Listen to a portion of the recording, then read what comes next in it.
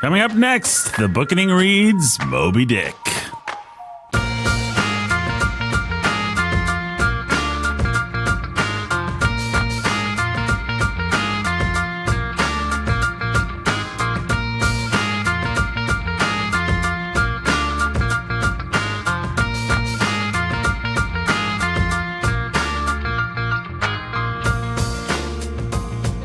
This is nice. It's very nice. Real nice. Sets the mood. It does. Yes, it does. Hey, everybody. Welcome to a very special episode of the Bookening. You won't want to put pause on this episode. We're discussing quite the tale today. Pause? Why is pause? Forgettable What in the world? tale. You'll want to throw us a bone, people, because we are discussing Moby Dick, and we could not be more excited. My name is Nathan. I am your humble and obedient host of the Bookening. We've got Brandon Chastain, the scholar who's a baller of reading right there. Hey, guys. Hey, Brandon. Frailty, thy name is Brandon. Yep. My name is Frailty, and also Brandon. It's possible that Warhorn Media has purchased a new soundboard that actually enables me the function that I've always needed, nay, deserved of a DJ board. Frailty, thy name is Brandon. I love it, Nathan. We're not putting the sound effect in afterwards, folks. It's just Frailty, thy name Just is now. He's got a little button. I've got a little button. It was He's one got of the first. a little button. I've got a little button. Last time we did that, I actually had that pulled up on my phone and held my phone to my microphone. Right. And that is how that got into... Back in the old analog days, but we're so much more sophisticated now. Yeah, no longer do we have to go through those Antiquated rigmaroles. methods. No, we just press a button and it says, Yeah. Frailty, thy name is Brandon. Yeah. It's happened, people. We have moved into the 21st century. That's exactly right. And speaking of the 21st century, there's a man who exemplifies the 21st century. He is the 21st century, made flesh. And Brandon, you're about to introduce that man, I do believe. Well, I believe I can't give a better introduction than that. I am a horror to all who know me. Right. Permanent scream on his face. Right. Looks like Always an Edvard coughing. Munch painting. But we still don't know who he is or what he does. My name's Jake. Hey, Brandon. Hey. I seem to get the impression that Nathan thinks Moby Dick is a dog. I do too. Or a cat, which we do have a cat at our house named No, Moby. he had, Really? He said throw it a bone. Oh, yeah, you don't throw a cat a bone. I mean, you can. Yeah. Did you read but- this book, Nathan, or did you accidentally read, like, Old Yeller? It is another book with a color in the name. What? Oh, yeah, never mind. The White Whale. Yeah, but that's not. Frailty, thy Yeah, it's not in the name. Never mind, I give up. I'm out. I mean, maybe I there spoiled is. it. I Is read it. this one of those novels from that era that have a big, long, like the official It has title a is actually secondary title, but Moby it's Dick just- or the Pursuit Whale. for It's the just White or the Whale. Whale. It's Yeah, just or the whale. Okay. That's all it is. I just completely dropped the... Frailty, Joke. thy name I is ruined it. Brandon. Like, I ruin everything. Frailty, thy name is Brandon. I was playing around with what else. I I'm love not, that little apple bite. Yeah, the And apple the- bite and is the always gulls. what makes it. Yeah. I also created this one. Brandon is fat. But I don't think it's quite there. It's a work in progress. I hope you get that one. It's a little Yeah. strong baddie for my taste. yeah. You know, it needed a few more. Not your greatest work. Not my greatest work, but you know, I can just push the button and it happens. Frailty, That's hilarious. Thy name is Brandon. Well, guys, I'm we're, so glad you have that. guys, we're here in the studio today to discuss a book about a big fish, Moby Dick. We sure are. And it's a large book, too. You know, if he hadn't jumped in there, we could have reached over and pressed the crickets button that I'm sure he has. Yeah. Wow, everybody's icing Jake for that comment. Yeah, I'm really glad we're doing this outside, by the way, guys.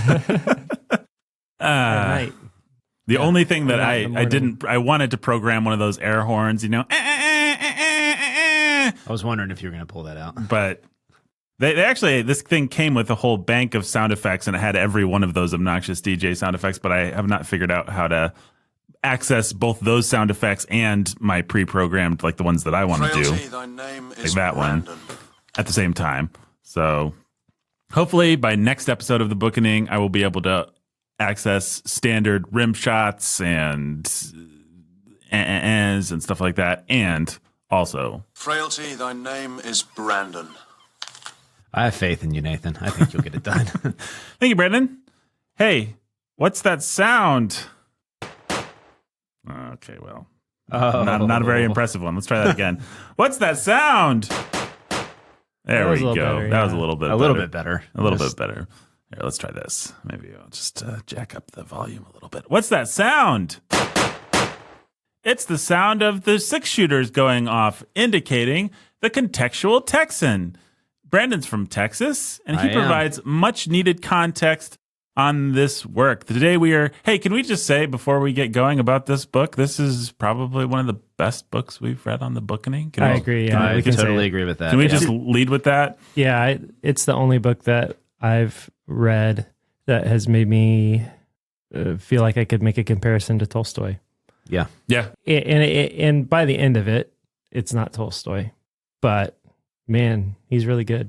Well, and there's something to be said for a novel that's so ambitious that it cannot, in fact, it actually fulfill all of its ambitions. There's no way. I don't think there's any way the climax of this novel is going to deliver on everything that he's set up. And I just think that that's baked into trying to write the biggest, grandest. Anyway, we can talk about it. But right now, we hear the sound of the 6-shooters going off, indicating the segment we call the contextual Texan, part of the show where Brandon, who is from Texas, provides some much needed context for this work after letting out a hail and hearty.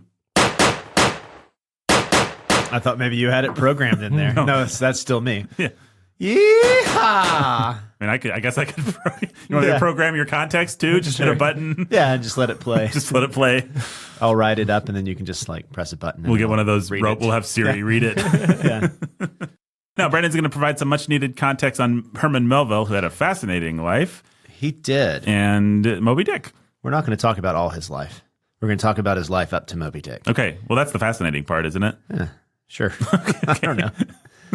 Yeah, he kind of just, after Moby Dick, he just fell into melancholy and depression and ended up dying. Yeah. So, I mean, you did it. Right. What's left to yeah, do? well, he did it, but he didn't realize he had done it based on, well, we'll talk about it. Yeah. Was in the shadow of Nathaniel shadow. Hawthorne, at least Yeah. in his own mind. Yeah.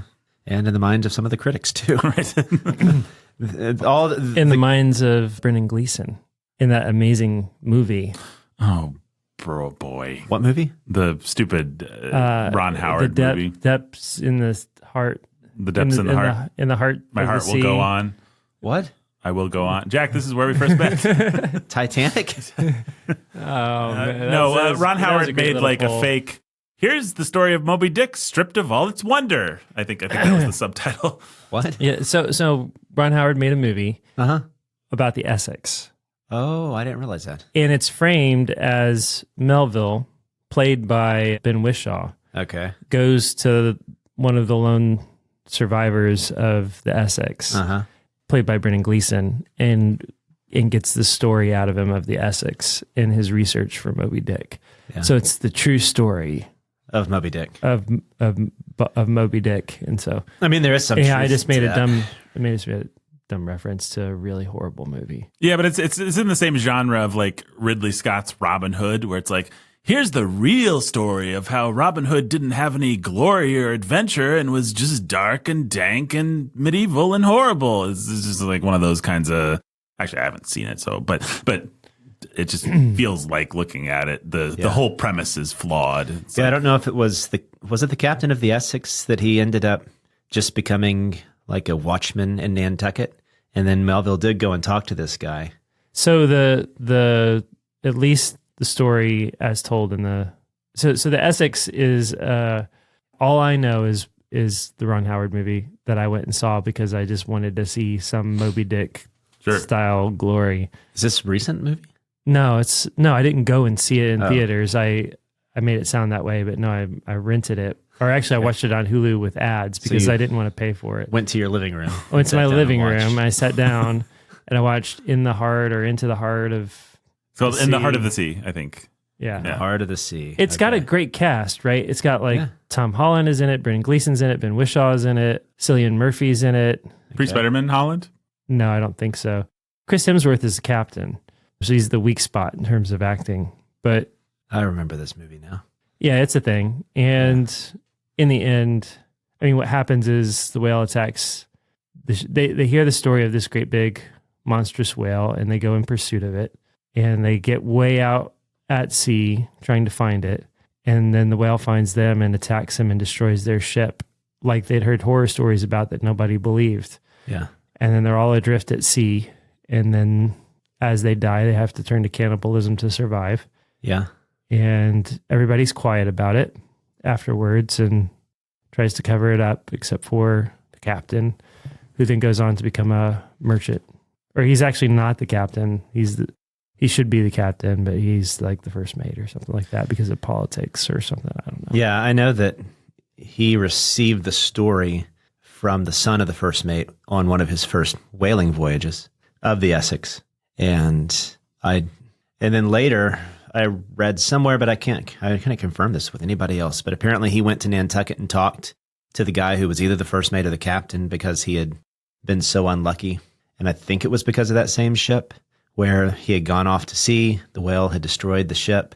I don't know if they were particularly looking for like a big whale or not, but it just so happened that their ship was destroyed. Mm-hmm. And then they were in like 3 boats. And in the captain's boat, they ended up having to draw lots. And like he had to kill his own godson or his nephew. And then they were eating each other. And it was just horrible. Yep. But by the time they got back to England, that didn't really ruin his reputation because people just thought, well, New England, yeah. Yeah, New England. That's what happens on the sea. Mm-hmm. Things like that happen. So there was actually in the imagination of the people, there was kind of a separation of what happened at the sea versus kind of like Vegas, I guess. What happens at the ocean stays in the ocean. You do what you have to do. But then he goes and he is a merchant's captain, and then his ship is foundered and crashes. And so then he, more than the horrible things that he had done and seen, it's his bad luck that keeps him from being a captain anymore. And so he has to be a watchman on the shores of Nantucket. Huh. And so I think that's the actual true story. There you go. So and Melville did go and like talk to this guy, but the guy didn't want to talk much to him. But Melville that's the whole conceit of how that movie is framed. That this guy wasn't wanting to talk. Yeah, he shows up and he's, they're sort of suffering because he can't make money. Yeah. And he's got a whole wad of cash that he's willing to throw at him. And he won't talk. He's never talked to anybody, including his wife, about what really happened. And his wife wants it out of him just in part so that he can find some healing. Huh. I mean, that's the conceit. It's very Ron Howard sort of conceit. And then the guy's all like, well, you may think you're a writer, but you're no Nathaniel Hawthorne. So. Oh, that's funny. Well, I think Melville, what's interesting about the story as I heard it was that it seems to be more that Melville, everything that Melville looks at, he puts his imagination into. Mm-hmm. And so like this captain, he comes away with him. Comes away from this guy saying that he's the most heroic and profound figure he had ever met. And my understanding is the guy didn't say much.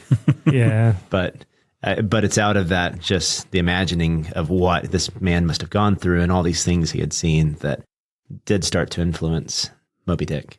So there was that. And Moby Dick, as he was writing it, actually took on various shapes. There was the story as he was first writing it, which there's not a whole lot of knowledge of what that was going to look like. It might have looked like his earlier, I think it was Tybee that came first, and then maybe one other. 2 books that he made his name for himself, but they were just adventure stories because he came back from whaling and spending years on the sea to live with his mom and was telling her all these stories and relatives these stories, and they were like, you should write these down. And so he did, and he began to make a name for himself and realized, hey, I might be able to do this. But then his real desire, it's a little bit like Faulkner. Faulkner wrote The Mansion because he needed money, not because he actually liked it, but it became his biggest success. You mean Sanctuary? Sanctuary, yeah, not The Mansion. Thank you. So with Popeye, right? That's the one with... Yeah. Corn cobs and all that. Yeah, that one. Yes, thank you. That's the one that became his huge hit, but he hated that book. Yeah.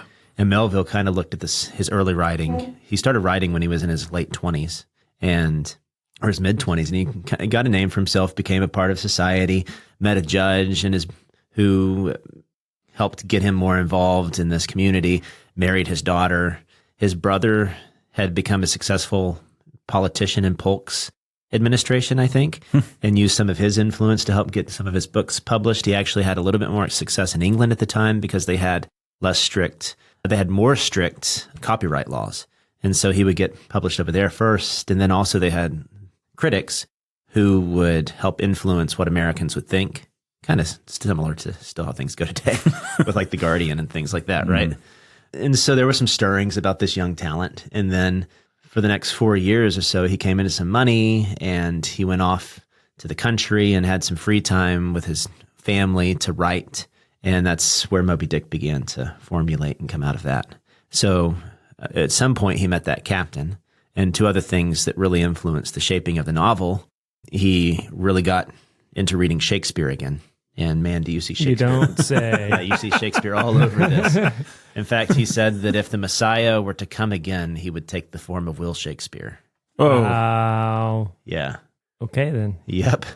And so he loved Shakespeare. I mean, this is basically just a retelling of Lear, right? And down to random soliloquy breaks yeah, and yelling at nature. and yelling, baptizing harpoons in blood. I guess Lear never did that, but No, he didn't. He may as That'd be well. It's a very It was Shakespearean. very Yeah. Shakespearean. Then the other big thing was his friendship with Hawthorne. So we'll get into all that. Oh, it doesn't help if I mute Brandon's mic so that Jake can cough. So everybody heard Jake cough and probably did not hear what I said. You should actually probably re-say the last sentence of what you said. Hawthorne would influence his writing. I don't know what I said. Yeah. Something like that. Sure. You're just going to have to leave all that in. Anyways, wow. So we're kind of coming at this at a hodgepodge manner, but what better way than to approach this book? Yeah. That's Right? That's the kind of way a it hodgepodge. So rolls. people, that's kind of like the Breaking Bad opening where you get a little snippet of Yeah, a what's little to come. snippet. Now let's go back in time to when he was born. Hey, can I just ask? Yeah. Do they eat Tom Holland in the Ron Howard movie? Tom Holland is Brendan Gleeson. Oh, that's too bad. So Okay. I was very excited by the Tom Holland becomes Brendan Gleeson. yeah, Right. isn't that ridiculous? Yeah, that's a much better meal. Interesting. It's Tom Holland's first voyage, and so he's just a shipmate. Yeah. And then he survives and he becomes Brendan Gleeson, and that's actually somehow the vicissitudes of life turned Tom Holland into Brendan Poor Gleeson. Tom Holland and walks into a that's- donut shop, comes out. and that's who Melville talks to. Yeah. Interesting. Well, It's that's pretty not my amazing. understanding of the. Sounds like they Moby Dicked the actual story. You don't. Well, that's the dumb thing about this movie. First of all, it's just like it doesn't know what it wants to be, Yeah. and second of all, it's like it takes all of the wrong liberties in all the wrong places. It feels like I don't know why movie directors think they need to do that. They did it with The Great Gatsby too. Yeah, Where that's another they- good example. Yeah. just So and it's not like Ron Howard's the kind of person who seems like he feels like he needs to make his mark. It's just that he thinks he has better sensibilities for the modern audience than the guy who wrote the indelible great American novel. yeah. And I mean, I can understand thinking that. I mean, I don't know how you actually adapt Moby Dick, and it has defied people. Gregory Peck famously hated his adaptation so much he tried to suppress it, like tried to make it so. Well, we just talked about, maybe we talked about it, or maybe I just had it in my head. Spielberg wanted to include a scene in Jaws where Quint was watching Gregory Peck's Moby Dick and laughing, and they reached out to Gregory Peck, and he said, please don't. please don't. And it's not because I'm offended that you want a character laughing at my thing. It's because I just don't want people to remember that It exists. it exists. Who did he play? Ahab. Yeah. Oh, Which is, I watched a little clip or trailer or whatever. It looks horrible. yeah, arguably not great casting, but well, how Yes. do you turn this book into a Why do you movie? pick Gregory Peck for Ahab of all people? I know. I mean, I think it would have to be like an avant-garde kind of Danny Boyle. I mean, if you really wanted to do it and you wanted to include a lot of the novel, we need like an 8-episode HBO. But it actually has What you really want is somebody with a fantastic imagination You want almost that dude who did the Song of the Sea. You want something animated almost, where you can just be really fanciful and. Yes. I think Wes Anderson should do it. Yeah. Wes Anderson's Moby Yeah, Dick. that would be fantastic. That'd be great. Yeah, the one thing that you really get when you watch a Wes Anderson movie is that sense of fear, reverence, and awe. I guess he tried to Right. do that already with his Steve Zissou or whatever it is, right? Steve Zissou. The Life Aquatic. Yeah. I guess that is Wes Anderson's Moby Dick. There you go. I didn't think about that until right now. Yeah. Well, It was probably back in my subconscious. right. Yeah. I was thinking, like, what would the perfect casting for this movie be? And I was wondering why nobody had tried to get The Rock to play Queequeg yet. That's pretty cool. Well, okay, we have to do it real quick. Sorry, folks. I know you want context. Which is weird because then I was thinking of the Ishmaels, like who would they pick to play Ishmael? And Ben Whishaw came to mind. And then I remember that apparently Ishmael's supposed to have broad shoulders. So Ben Wishaw's out. Yeah. Although Ben Whishaw could capture the voice of the book for the sort of more philosophic Ishmael, which is really the Ishmael. But he says that he was chosen for the whaler, like because the guy, Peleg or whatever his name was, saw that he had broad shoulders. So I don't know if we're wanting to fit the character as the very brief moment of description we get from him, then it doesn't work.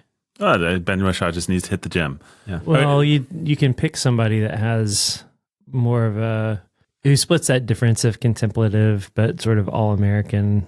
I don't know who that would be. Contemplative All-American. Chris Evans. Chris Evans. One of the Chris's. Yeah, okay. I'm joking. If it was a Chris, it would probably be Chris Pine. Chris Pine. Yeah. But is there a scenario where I say that and you don't say Chris Pine is the Chris that you want? He's just the quality Chris. No, that's right. He's the best Chris. Unless I said, what would suck the most? I'd say you might- Chris Pine with the Hemsworth or Chris Pratt. Right. Yeah, Chris Pine with a beard. I think he can pull it off. Chris Pine with a beard could pull it off. Yeah, pull off that beard. So Patrick Stewart did a credible Ahab in a TV adaptation, but I don't think he'd be my number who would be one. your Ahab? I'm sure I No. can think of someone better here real quick. Daniel Day-Lewis. Yeah, that's kind of too easy, but it might be the right choice. Yeah, He can bring I the mean, authority. that is who I imagined, actually. Yeah. All the yelling, kind of all the Daniel Day-Lewis and his His mode. ability to just sort of melt into a role like that Yeah. Yeah, he would be and just great. disappear and be the caricature. Yep. And yet bring humanity and life to it. Daniel Day-Lewis would spend 2 years hunting whales to prepare for the part. So, Get himself killed or actually have his leg eaten off by Right. Shamu. I mean, I did also, okay, maybe this is horrible, but maybe this wouldn't work but because he's too young, but Michael Fassbender. I could do it. Yeah, Ahab, yeah. He's one of the few people you could think of that just has that authority. Yeah, that's what you want. You want somebody that can command, that can feel like he is that sort of like, he can just command a situation. He can go super. It's why he was cast as Macbeth. Sure. Yeah. I mean, I guess any great Shakespearean could do it. Ian McKellen in his prime could have done it. Patrick Stewart did well. Any of those kinds of people are going to be who you want. Someone that just exudes authority and can speak the vernacular. Yeah, Patrick Stewart feels just a little too clean. Like he can't go quite that. But there's a reason he was cast as Lear, and he was a great Lear. Yeah, so. I mean, if you think about his Lear, or if you think about the crazy Macbeth that we watched many years ago, him in that mode is good. You got to grizzle him up a little bit. Yeah. He doesn't read as credibly grizzled because we're so used to Jean-Luc. But I'm sure some director would have tried to get Anthony Hopkins. Anthony Hopkins in his prime could have done it in his sleep. Yeah. I like the idea of a Daniel Day-Lewis or Michael Fassbender, though. Yeah, Anthony Hopkins can play a little cameo, like he can be the ship owner, one of the two ship owners, or get Hopkins for something like that. or one of the the captain of the Rachel or something like that. You can cameo this stuff. Actually, this is a good one to. It's Harry Potter. Just get all Throw your them all in there. Get them all in there. Yeah. Yeah. Why not? Not going to hire very many women. Actually, would you hire any? Would any women work if you were casting Moby Dick? No. Not I mean, really. who would they play? Some of the Just townspeople? just the woman who was afraid of Queequeg Yeah. Yeah, there's a couple. I guess the killing himself sister or whatever. The one main woman part is the sister of one of the owners of the ship, who's I think a pious lady who is going back and forth and getting provisions for the ship. She actually has a little part in the novel. Anyway, so we've got a Chris Pine and Daniel Day-Lewis joint Let's get this going. in the making. Yeah. Warhorn's first movie. Yeah, there you go. Daily Wire's doing it. We can do it too. Wait, the Daily Wire's making a movie? Daily Wire's making a bunch of garbage. It's going to be a good movie. We got to cast Gina Carano, guys. Yeah, she can play Ahab. She's got the shoulders for it. She can play Ishmael. All right. I'm glad we figured this out. And The Rock is Queeg is I mean, yeah. obvious. course. Yeah. He was made for that role. Just get the CGI of The Rock from, what's that Disney thing with the Moana. Yeah, Moana, The Rock. Yeah. Just have that guy. Yeah. Whatever his name is, Fonzie. Fonzie, yeah. What's his name? Loki. No, it's something. Maui. Maui. There yeah. we go. Yeah, get Maui. All right, we've Speaking of cast- Maui. Yeah. He eventually went to Maui because he whaled in that area. Melville. Melville did. Okay. Melville. Okay, guys. Back on track. Back on track. This Back might be on the most track. digressive, Oh, this isn't in the top 10 most aggressive. transgressive, Well, it might be. No. Come on. irrepressive. Transgression, thy name is the Bookening. Frailty, thy name there's our- is Brandon. There's our T-shirt. Brandon is fat. Thank you. But, I just want to state for the record, Brandon is not fat. Thank you. He is the opposite of fat. Thank you. But whoever programmed this board, I cannot countenance it. It makes me angry. Can't be you. No, I think it is like some elves, like we're going to fix all Nathan's shoes and we're going to program this thing to say Brandon is fat. And I'm like, you stupid elves. And I Stupid elves. smashed him with a hammer. The blood is everywhere. The elf blood is everywhere. Yeah. Your shoes won't be fixed anymore. No. Weirdly John- sweet smelling. John Coffey wasn't around to, I think you might have To got fix my shoes. to fix the elves. To fix the elves. He wanted to help, but he couldn't take it back. I tried to take it back. Boss. Okay. Now it's the most aggressive episode. That's the book that's coming up next. Yeah. That's not an aggression. It's a transgression. Hey, Hey, Brandon. let's get back. Let's get Shot back. you guys. Get back. Shot you guys, and I'm Get out back of to here. where you once belonged. Yeah. Context, my friend. Yeah, Beatles was man, playing at the coffee shop this morning. I haven't even checked off one thing on my list yet. This is going to be awesome. So bio. Let's Let's just go through the list. Yeah. Who are we talking about again? This is Melville. He was Melville. born in 1819. Okay. Yeah, 131 years ago. yeah, that's right. No, Born in No. a fledgling That's nation. 203 years ago. If you say something with confidence, then you're automatically right. That was way off, Nathan. Way off two- by 72 wait a second. years or something like that. 200? What'd you say? 1891? 1819. Oh, yeah. That's That's what you get for not listening. That's a long time ago. 1891 would have made him a modernist, Nathan. Frailty, thy name is Brandon.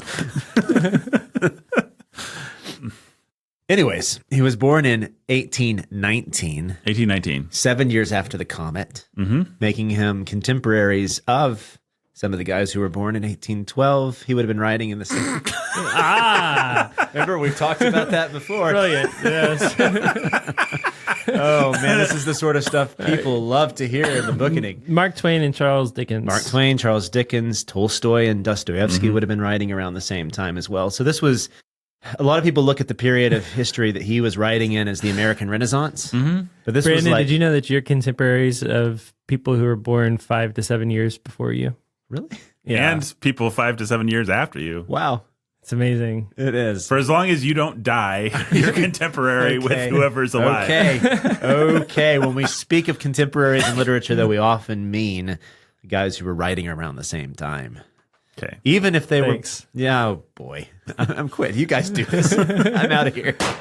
I just shot myself. You need that. What's the name of that famous scream that makes it into all the Oh, the Wilhelm scream. the Wilhelm scream? Yeah. You need that programmed I onto do. the board. I do. Just Yeah. occasionally after the gunshots go off. Oh man, and I need a rim shot too. I mean, You do. I'm just- Yeah, you absolutely. So many possibilities with this The crickets board. become the rim shot. Oh, Okay, so we just had the fascinating reality. the fascinating unreality. The unreality, I don't know what's going The on, best guys. thing- This is going off the rails. Brandon was killed and replaced. kind of like Melville's career went off the rails after he published Moby Dick. Mm-hmm. That's how this context is going. Yeah. No. It's a great context and a great podcast. Arguably the best podcast we've ever done. So what I was saying is that people talk of this era as being the American Renaissance because along with him, you're going to have Emerson and Hawthorne and Poe. How could it be a Renaissance? Yeah, you have Harriet Beecher Stowe. Exactly. All these people are writing the novels we look back at as the potentially great American novels. What are we renaissancing though? But so before that, you had, I guess what people would say you were renaissancing would have been Washington Irving and James Fenimore Cooper. Okay. That those were the guys who kind of established American letters. And also before then would have been some of the political writing that I was going to say, produced the American Revolution. What do you have? Like the Federalist Papers and the Puritans? Like the Yeah. American Puritans? So Jonathan Edwards? for this to really, it's not American Renaissance as so much as it is the birth of American letters. Right. Yeah, that's more happening. what it feels like. Yeah. And so I think that is a misnomer. I agree with you guys. Thanks. Because we had Washington Irving, who actually would be influential in helping Melville get published in the first place. Irving was one of his early champions.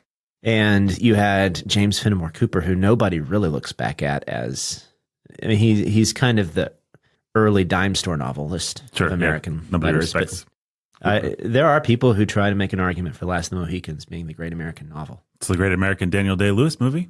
But it's what's interesting is, so in Melville's imagination, he's obsessed with this well, and the well becomes a metaphor for all of life and the pursuit of the well. And he's able to take this thing. And I think that if there's any argument for him being the great American novel, it's the fact that in the American imagination, there has ever been a need to look for what the great American novel is in the first place. Yeah. Like that's part of what it is to be an American, is this intense imaginative exploration of nature and the world and politics and all these things, right?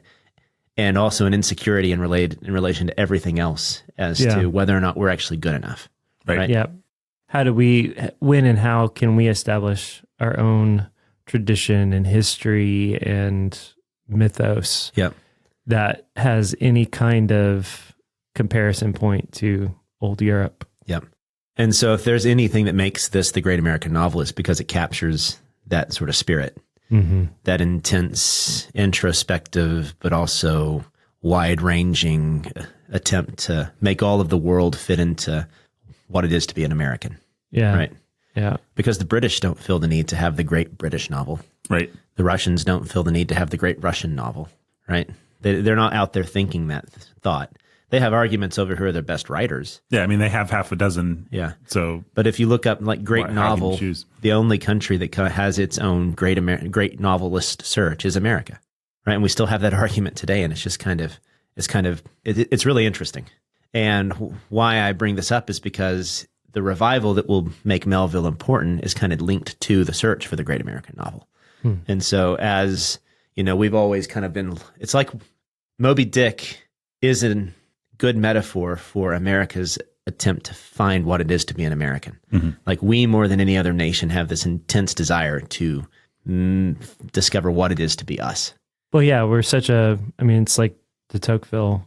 We're such a melting pot. That's the phrase. What is it to have a uniquely American identity? What is it to have any kinds of roots? What is it to be a people? What is it to be? Well, the city we're recording this in is Evansville, Indiana. It's a river town. The river has shaped this community and its people and its heritage. And you see throughout the city all of these very Germanic things and very things that harken back to the fact that actually we're all a displaced people that have come together and tried to start something new. How do we create our own identity instead of try to borrow one or retain one from that doesn't fit anymore? That's just part of, I think every city has something like that. And in the colonial cities, the colonial America has at least this rootedness in the foundation of the country, right, that the rest of the country doesn't quite have. But we all have places where we're trying to stake our claim, whether it's like we were a gold rush community, we were a mining community, we're an early river town or settlement, we're this or that, like something that you're like grasping for that says this is what it means to be a Midwesterner. Well, we're New Yorkers. We were the original. We're Alexander Hamilton. We're Bostonians. We are it. we're the Tea Party, we're the revolutionaries, we're the Green Dragon, we're the all that stuff. But how do you find and shape something that covers the wide swath that is this rabble of immigrants that have accumulated over just a couple short centuries? Yeah, and so at heart, that's what the big metaphorical chapters of this book are doing. Like he thinks about whiteness and then realizes that whiteness can mean all sorts of different things. And really whiteness it's useful in the sense that it's this blank canvas that you can put any meaning you want to into.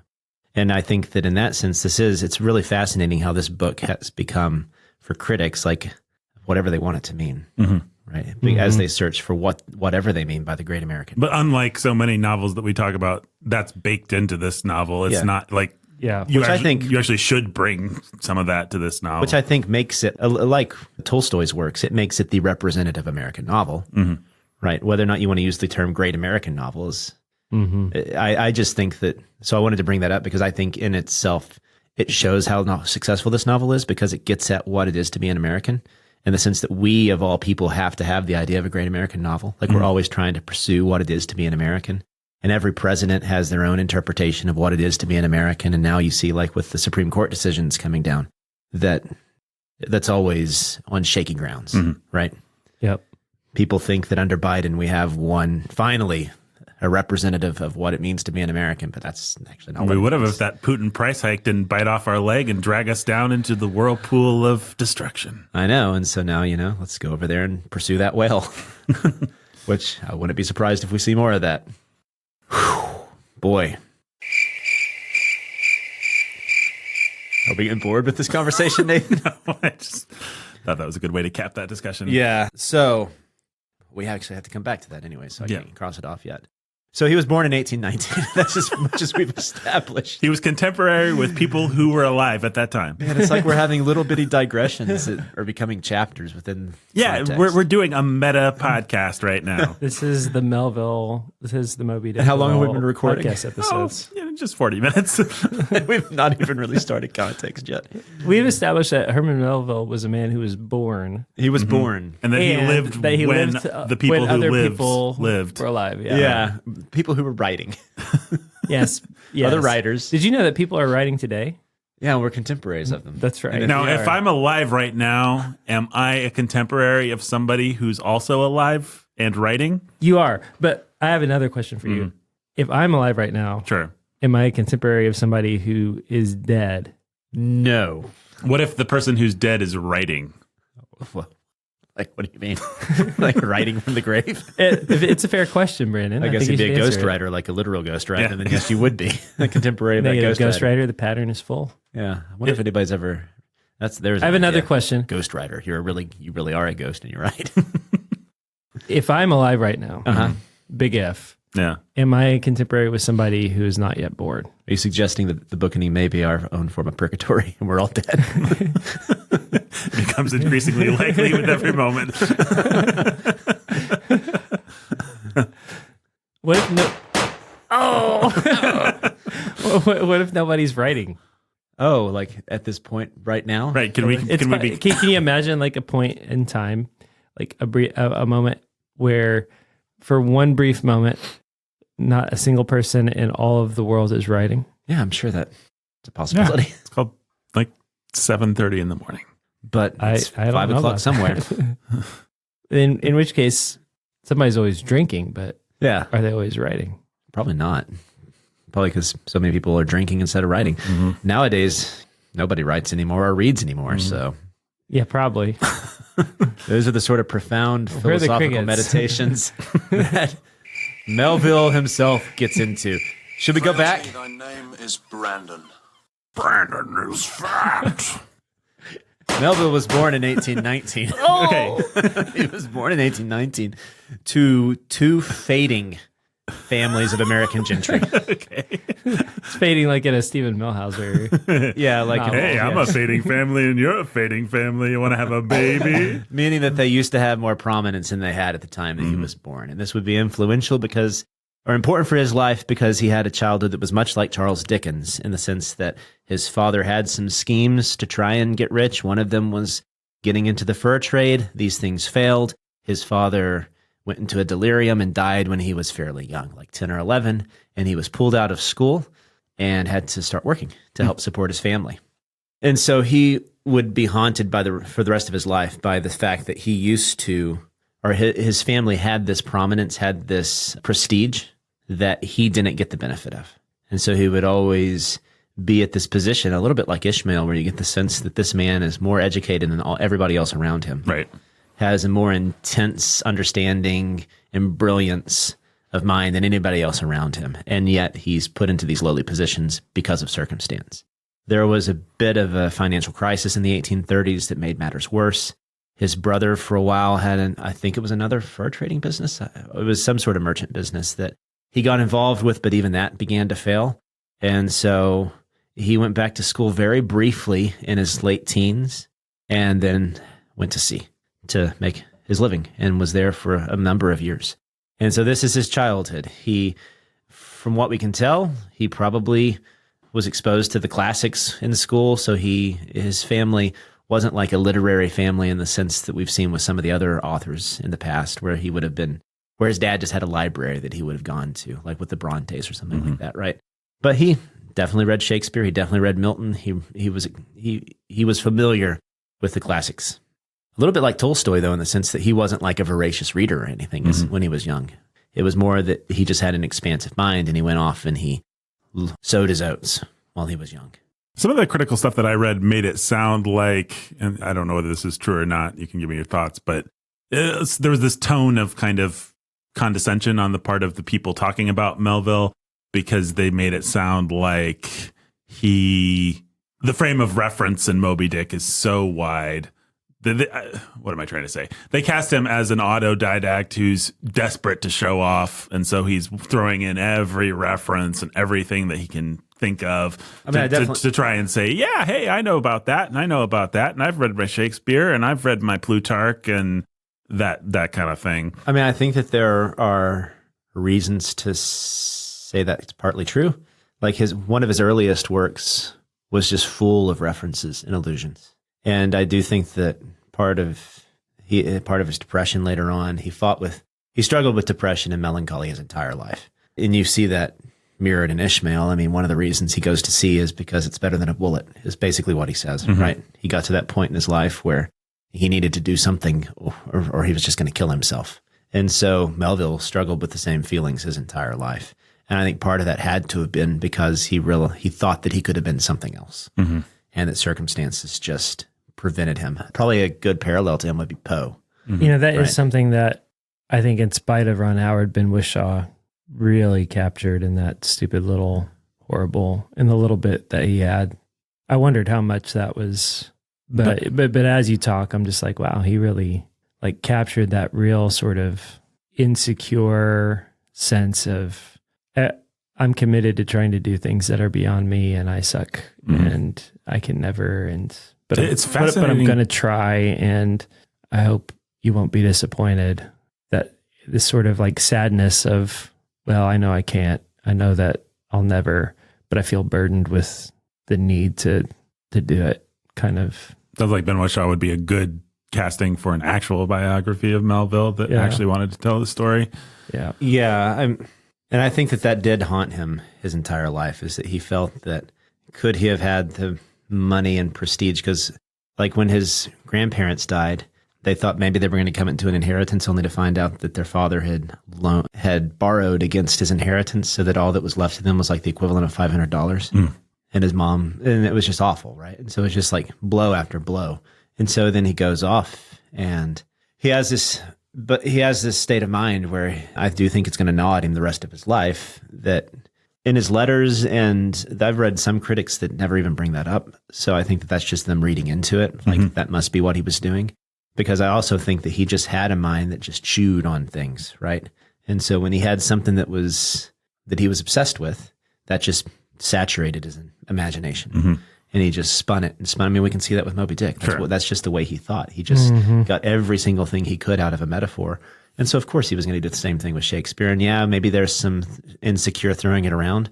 And But you don't get to a chapter like the chapter on whiteness and think, what kind of metaphors can I come up with? It's because he's been chewing on all this stuff. Yeah, that's right. It comes out of. I mean, I see. So He had notebooks and notebooks of little diary journal meditations on this or that thought that he was like building off of. Yeah, this is good. I can put this in. And the other thing, I mean, so he did write, like I said, a little bit before he left. He was a school teacher as well. But from what I can tell, there's nothing to really say that he even thought about trying to become a great writer until later, right? Until he got back and realized that he could do this. He could tell stories. I could be wrong about that. I mean, there might be a Melville scholar out there who knows there's something that I didn't see. But in other words, I think that that's people assuming that's the case. But a little bit like Shakespeare, we don't know a whole lot about what he was doing in his early years and the way he was thinking, because his writings, we don't have his letters. We don't have things like that. So we can assume that might be the case. But I think it's just as likely there's some of that there, but also that's just was his personality to just dwell on things and to spend an inordinate amount of time with things that he loved and which just couldn't get rid of it. Maybe a little bit of obsessive compulsive, which I think that does tend to go hand in hand with depression, right? Yeah. Yes. Well, the section from the book I keep thinking of as you describe him is nothing to do with Ishmael, but it's Ahab, and specifically when Ahab throws his pipe overboard because it no longer gives him any pleasure, which is one of the saddest and maybe best descriptions of depression that I think we've read on the Bookening.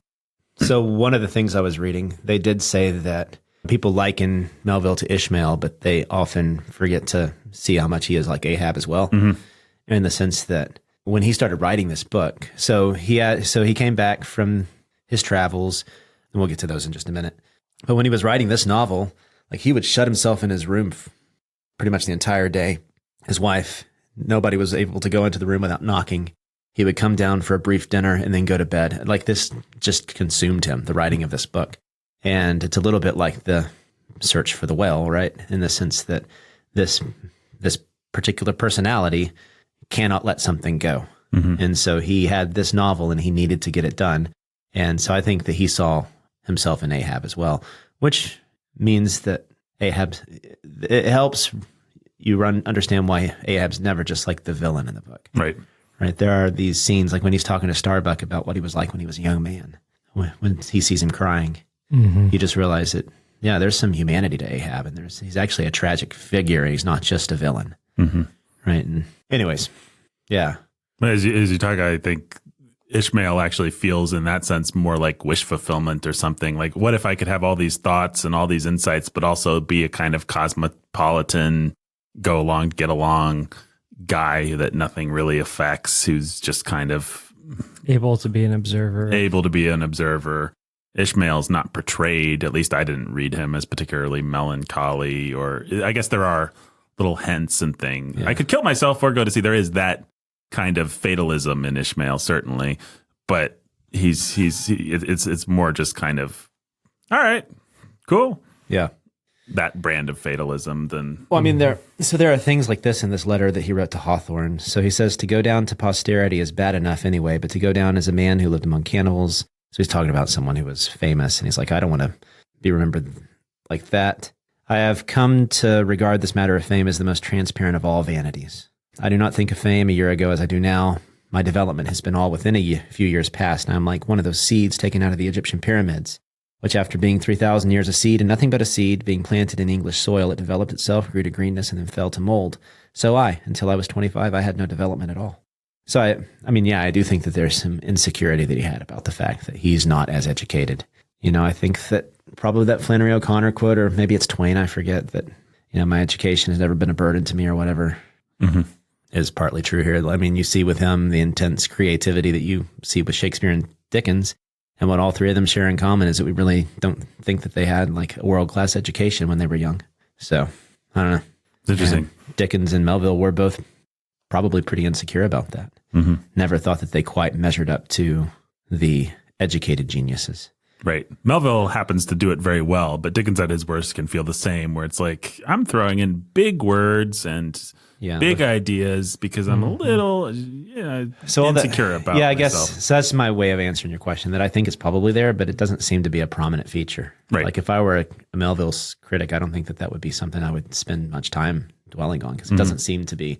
It seemed to be something that if it was there, it never got in the way of his real genius. Mm-hmm. Does it make sense? Yes, absolutely. Like I think that you see it more in like writers like Henry James and people like that were well educated and wanted to convince the world that they still were real educated in the way that they wrote their books, right? Absolutely.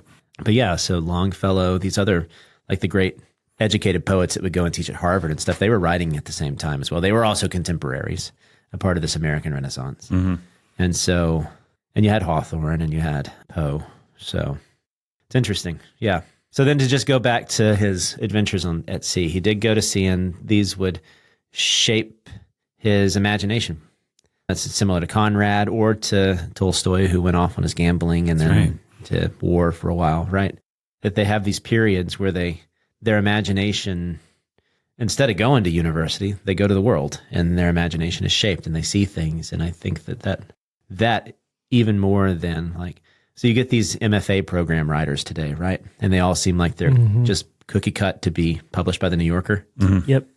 Iowa writers. Yeah, the Iowa Workshop writers. And the only interesting writers they've produced were the ones that were before they became famous, before the Iowa Writers Workshop became like a big deal. Like Flannery O'Connor was one of them. But everybody post that just kind of seems like they're trying to stretch for the same John Updike style. Yeah. Right? Yep.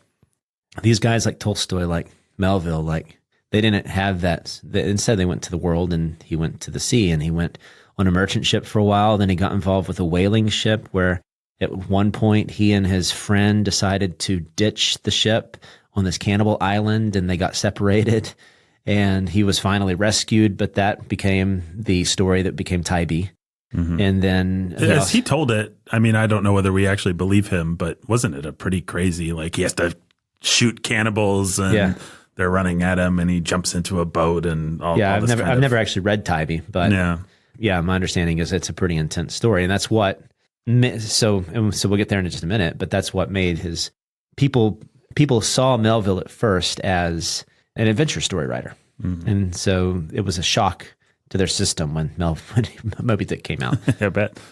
Well, one other interesting It's a shock thing to everyone's system today because Moby Dick is still cast in people's minds as an adventure story. Yeah. That's how it's sold to high school kids. Yeah, this is about It's the story of the pursuit high sea, of a hunt of a whale on the high seas. And then it's deflated based on those expectations. You either hear people say, "Oh, it's an adventure story. You should try it," and then you hit up against it, like, or you hear people saying, "Yeah, it's got a chapter on the color white and a chapter on whales. You know what? on and oil, and the many uses and, of blubber and oil, and yeah. And so people they misrepresent it, and so you have no clue what you're coming to. Yeah. One thing I forgot to mention, which is a pretty interesting fact, is he was actually born Melville without the E. It's after his father's failure and they're moved to like the country for a while as his mom tried to rehabilitate their name. Because remember, she also came from high-class gentry that had fallen. That they added the E, and most people think it was because they were trying to distance themselves from their father's memory. So anyways. And so he would live the rest of his life with that E as a reminder of his failed father. And how he himself was becoming that failed father. That's a very Melville thing to do. Yeah. So, yeah, he was also part of a whaling ship in which he was briefly put in prison for being a part of a mutiny in Tahiti. And so he had all these sorts of adventures, would go home, like I said, and then his family would say, "You got to write these down." He did. Published Tybee and became known as an adventure story writer, along the lines of like a Fenimore Cooper.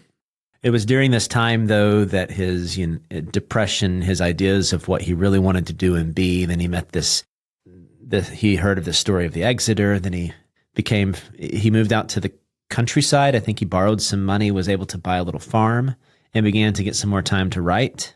And that the way I think you can understand it best is that now that he had time to write and the freedom, his own desire to tell stories that he wanted to tell, and his genius began to come out. And then also he became friends with Hawthorne. And was Hawthorne his neighbor at that time? Yeah, and so they met and they would have long conversations into the night. And people think that some of his conversations with Hawthorne helped to shape what Moby Dick would become. And then he also began to read Shakespeare and realize what you could actually do with like a character-driven plot as opposed to just a plot. And Moby Dick is what resulted from that. There were some other influences, like Thoreau and Emerson were writing at the same time. And so this idea of transcendentalism, which I think we've talked about in the past, but basically what would become the American philosophy of self-reliance and trusting yourself over the opinions of others. I think if you want to hear an extended discussion of that by us, listen to our Frankenstein episode, I want to say. Yeah. Yep.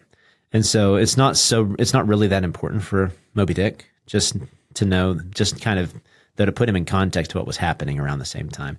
One thing that is important with the transcendentalists, though, is that they were really intensely focused on our understanding of nature and how we can take truth away from nature, because you definitely see that influence in Moby Dick, right? You look at the whale and you can learn all philosophy from the whale. But the big influences, like literary influences that most people think were important to him at the time, would have been Hawthorne, Shakespeare, Milton, and a little book called The Anatomy of Melancholy by Richard Burton from the 1600s. And one reason that book was so influential wasn't just because it was on melancholy, which saturates this book, but it was like a hodgepodge of quotes and snippets of all these various literary forms put into this book. And critics think that he took he realized with that book that you could do more than just write a straightforward plot. You could throw things together and by their relationship to each other, make something more than the sum of its whole parts. I say that right? More than the sum of its whole parts. Yeah. Sure. And so there were these influences then that came to help shape what this novel would become. It wasn't necessarily completely radical. You had what was it, Tom Jones, that had kind of done similar things in the 1700s. In other words, a pastiche book that had various styles and influences that wasn't just in and of itself revolutionary. What was revolutionary was how intensely focused it was on this one thing and just made this one thing like an extended metaphor, which is the whale and whaling. And so, he published this book. You have, I think I just read that letter to Melville, right? He wrote it in a pretty happy time of his life. Let's see what he said, if I can find that quote. Yeah, he said, he buries himself in a third-story room. He works and slaves on his whale while it is driving through the press. That is the only way I can finish it now. But even then, you see some of this just dissatisfaction with his life. I am so pulled hither and thither by circumstances, the calm, the coolness, the silent grass-growing mood in which a man ought always to compose, that I fear can seldom be mine. Dollars damn me, and the malicious devil is forever grinning in upon me, holding the door ajar. I hate it when that happens. Yeah. And so again, this realization that he wants to publish this book, he feels the need to get this book out, and yet the world's preventing him from doing it, right? And he publishes it. First, he goes to England, where it's called The Whale or Moby Dick, is how it's published there. And the critics, at least the ones that matter, didn't like it. They gave it pretty bad reviews. They said that it was a hodgepodge, that the English was bad, or that the English wasn't bad, that the English was mad, like insane. They're like, these are the writings of a madman. And so that colored the book for the American audience. It was published there a little bit later as Moby Dick or the Whale. I don't know why they flipped the title, but they did. And that prevented it from selling much. It sold 2,000 copies, and one person I read said that by the end of the 1900s, only 4,000 copies of the book had sold. Wow. Amazing. Yeah, published in 1851. And so over the next 50 years, only 4,000 copies sold. You know, that's amazing. Is it weird that I'm not sure I blame the critics? Like, for being confused, or not getting it, or it just feels like without the benefit of posterity, and without the benefit of somebody saying this is a momentous work of genius, if he just came to this cold, it walks such a knife edge of self-parody almost. I mean, it's so always bordering on ridiculous. Every work of genius that takes the kinds of risks like this, really, I think, are going to depend on a couple of critics being willing to stand out on a limb by themselves, a limb that might not bear up under the weight of it, and put themselves out there with the author. And that's actually what we're going to see happen. It's very similar to what Tolkien did for Beowulf. Right up until Tolkien championed Beowulf, nobody cared about Beowulf. Right, so it does take these. Have you guys ever read If on a Winter's Night a Traveler by Italo Calvino? Where he talks about the important relationship. Basically, the whole book is about how important it is for an author to have a reader who really understands them, Mm-hmm. and that reader then becomes a champion for them, basically. I mean, that's kind of a misrepresentation of what that book's about. But anyways, You guys want to hear something hopeful? yeah. Does he need to pause this? Oh, no. I was curious because we publish books. Mm-hmm. And so you have the great American novel. And the first that's funny. 50 years of publication sold 4,000 copies. Mm-hmm. Yeah.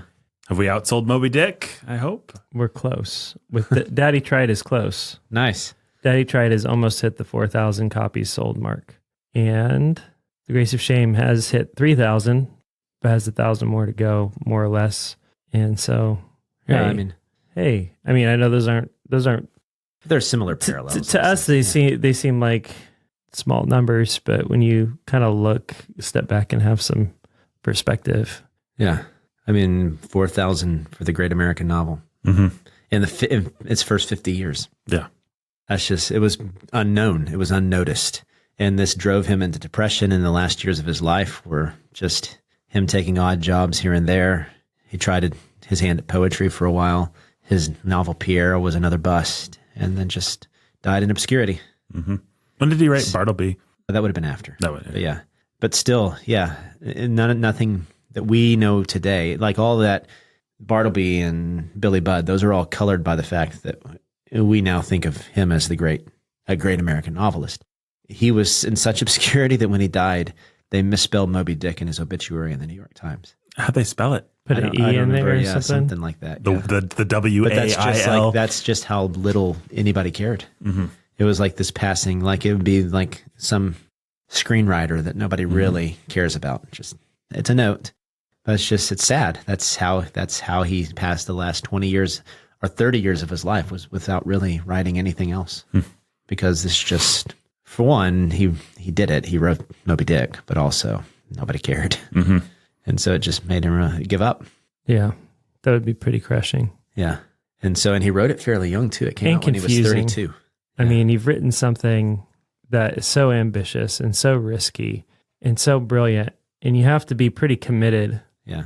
to it and to the idea that you're doing something unique and brilliant, and to get as far as he got with it. Mm-hmm. And then for nobody to recognize it for what it actually, in fact, is, to just sit there stuck with the uncertainty and the self-doubt and the confusion of, I really think I did do something great, but nobody agrees with me. Am I insane? Am I crazy? How wrong am I? Yeah, and that is what he did. He was in the shadow of his friends who were successful, and he thought, I must not be. He didn't have like that Maxwell Perkins to come in and be his champion.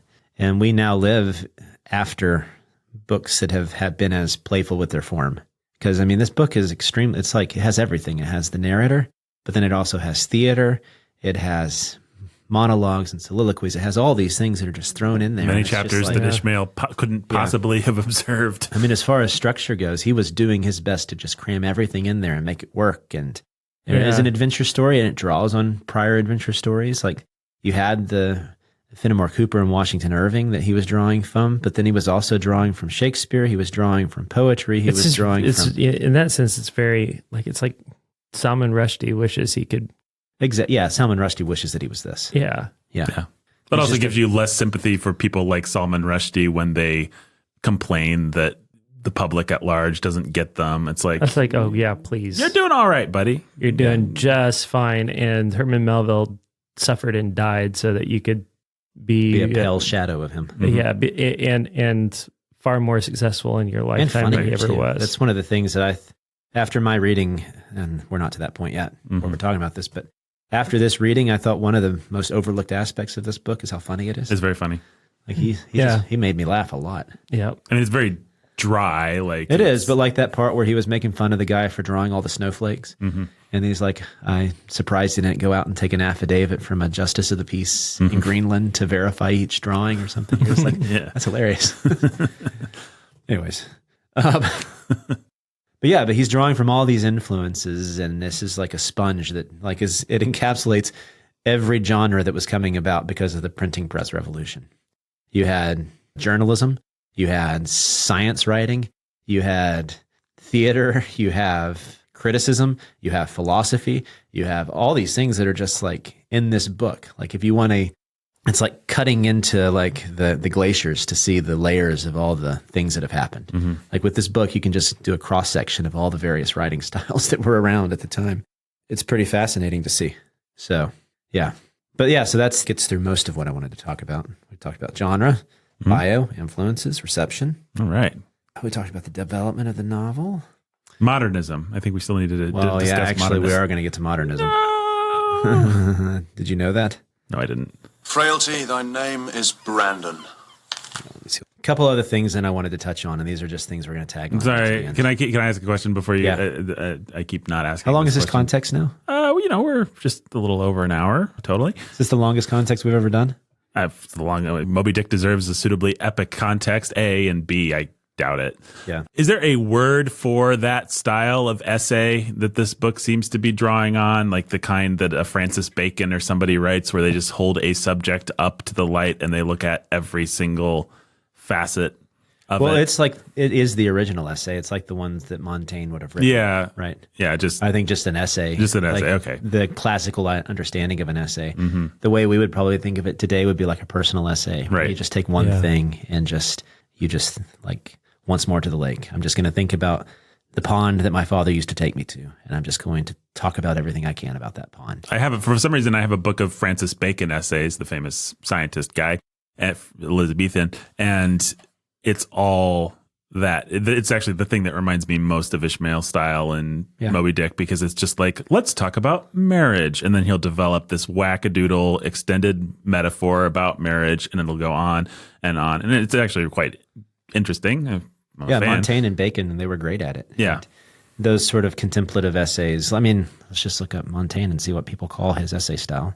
Yeah, it's distinct from like the personal essay. It's distinct from a New Yorker essay or something like that. It's more faux scientific and kind of faux objective in some ways, but it's not like, this is my marriage. It's like, let me state something about all of marriage or all of childhood or whatever. Yeah, I think it's just known as the essay. The essay, the original. Yeah. Like what an essay used to be, as opposed to what we either think of it now because of the New Yorker or because of bad high school teachers.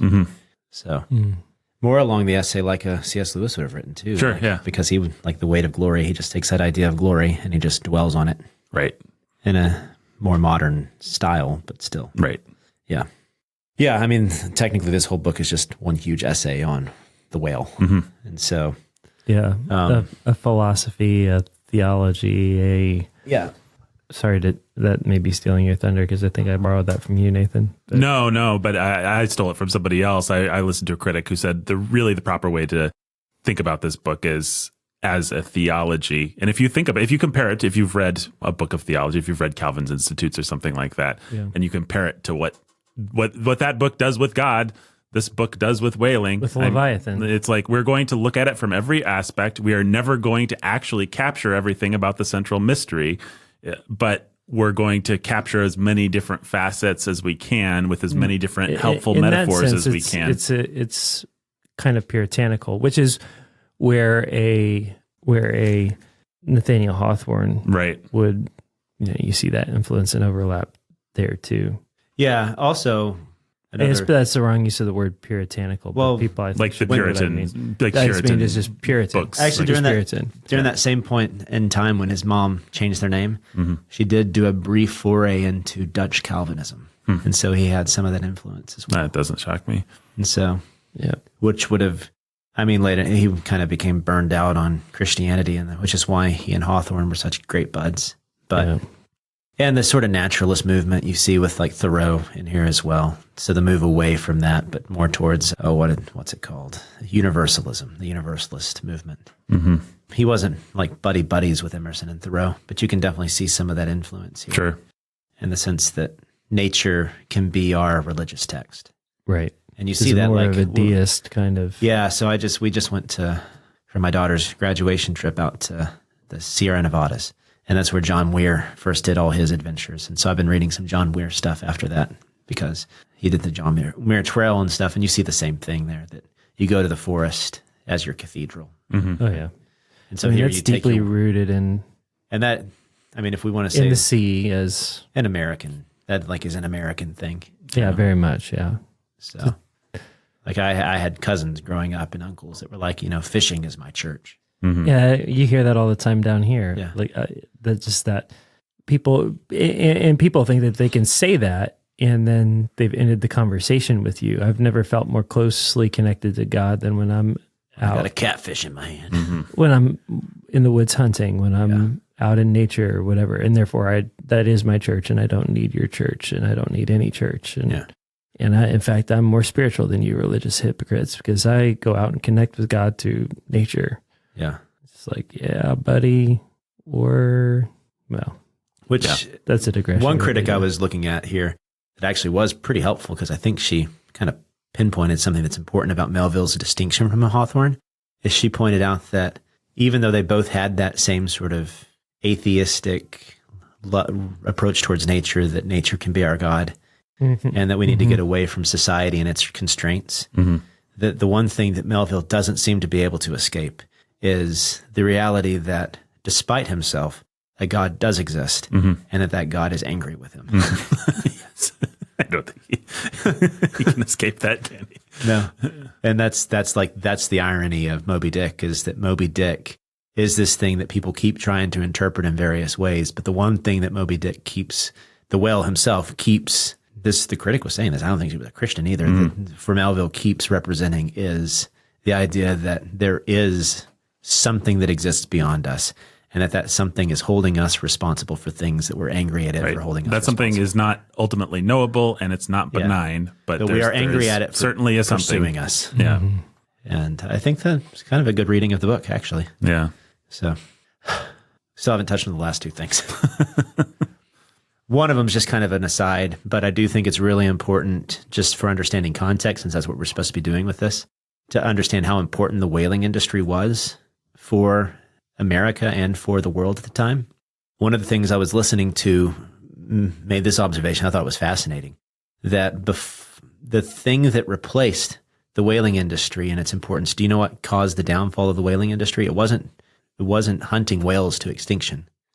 It was oil. Yeah, petroleum. Yep. Yeah. So they were the Exxon and the shale of the 1800s. Yep. That's what the whaling You industry can get was. your oil from land without ever having to go on the sea and hunt a whale. Yeah, it was used You for can drill. Yeah, it was used it's for just leather there? making. It was used for candles. It was used for dresses. It was used for, it was just everywhere, right? Just like Perfumes. petroleum is today. And it just, you can't overstate how important the whaling industry was for the economy at the time.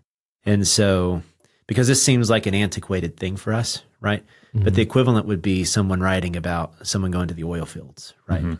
And so that, Only you have to slay dragons to yeah, get the exactly. oil. And he plays with that reality, right? The fact that this is an old thing and used to, like, it kind of people today, when they think about the old good Christian fighting that used to happen, right? Based on what things are like today or something. He thinks about the fact that used to people pursued whales with nobility. Now we pursue them for economy, right? Isn't there that kind of parallel? Like wars used to actually mean something. Now today they're just for money. Yeah. Yeah. Right. That same sort of parallel is happening in this book. So I do think that as we approach this, or as people read it, it's important to keep in mind that whaling was really important for these people. And so this is kind of like an expose of here's what is behind all the oil you use, right? And so that would have been part of the fascination. People would have been like, oh yeah, a novel about whaling. That'd be like someone publishes a book about what it is to like do what I do. I go out and I work for petroleum industries, and then instead I write this philosophical meditation on America and have like maybe 2 chapters on. But it's a little bit more like one of those great anti-capital, like There Will Be Blood or something. Here's the megalomaniacal genius that must lurk behind what you take for granted, that kind of thing. Except in the end, it doesn't seem to be a condemnation of it, right? No. It's not a condemnation of whaling like all these, like There Will Be Blood is kind of a condemnation of oil, right? Yeah. Instead, there's like this appreciation and love for the thing, and taking it and using this thing that dominates all of our life to then be a metaphor for all of us as well. Does it make sense? Yeah. So it'd be like if someone did that, but also were then in love with the pursuit of oil as well. Mm-hmm. So is that fair?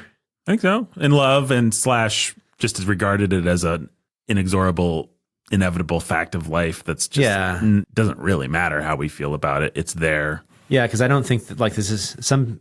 Of course, you get the political readings today that are like this is a excoriation of like the Trump era. Yes. Right. And you're just like, now, was Trump a contemporary with Melville? I don't think so. Okay. And I don't think Melville was a prophet either. But in other words, they're saying that like he saw everything that capitalism would inevitably become. And I think he actually just saw what any society inevitably becomes. And that on board that ship, you have a little cosmos of all of us. Mm-hmm. Like that's the fascination of the doubloon chapter, is that Ahab puts his perspective on it, but then Starbuck gives his interpretation and down and down and down until finally you get little Pip's mad.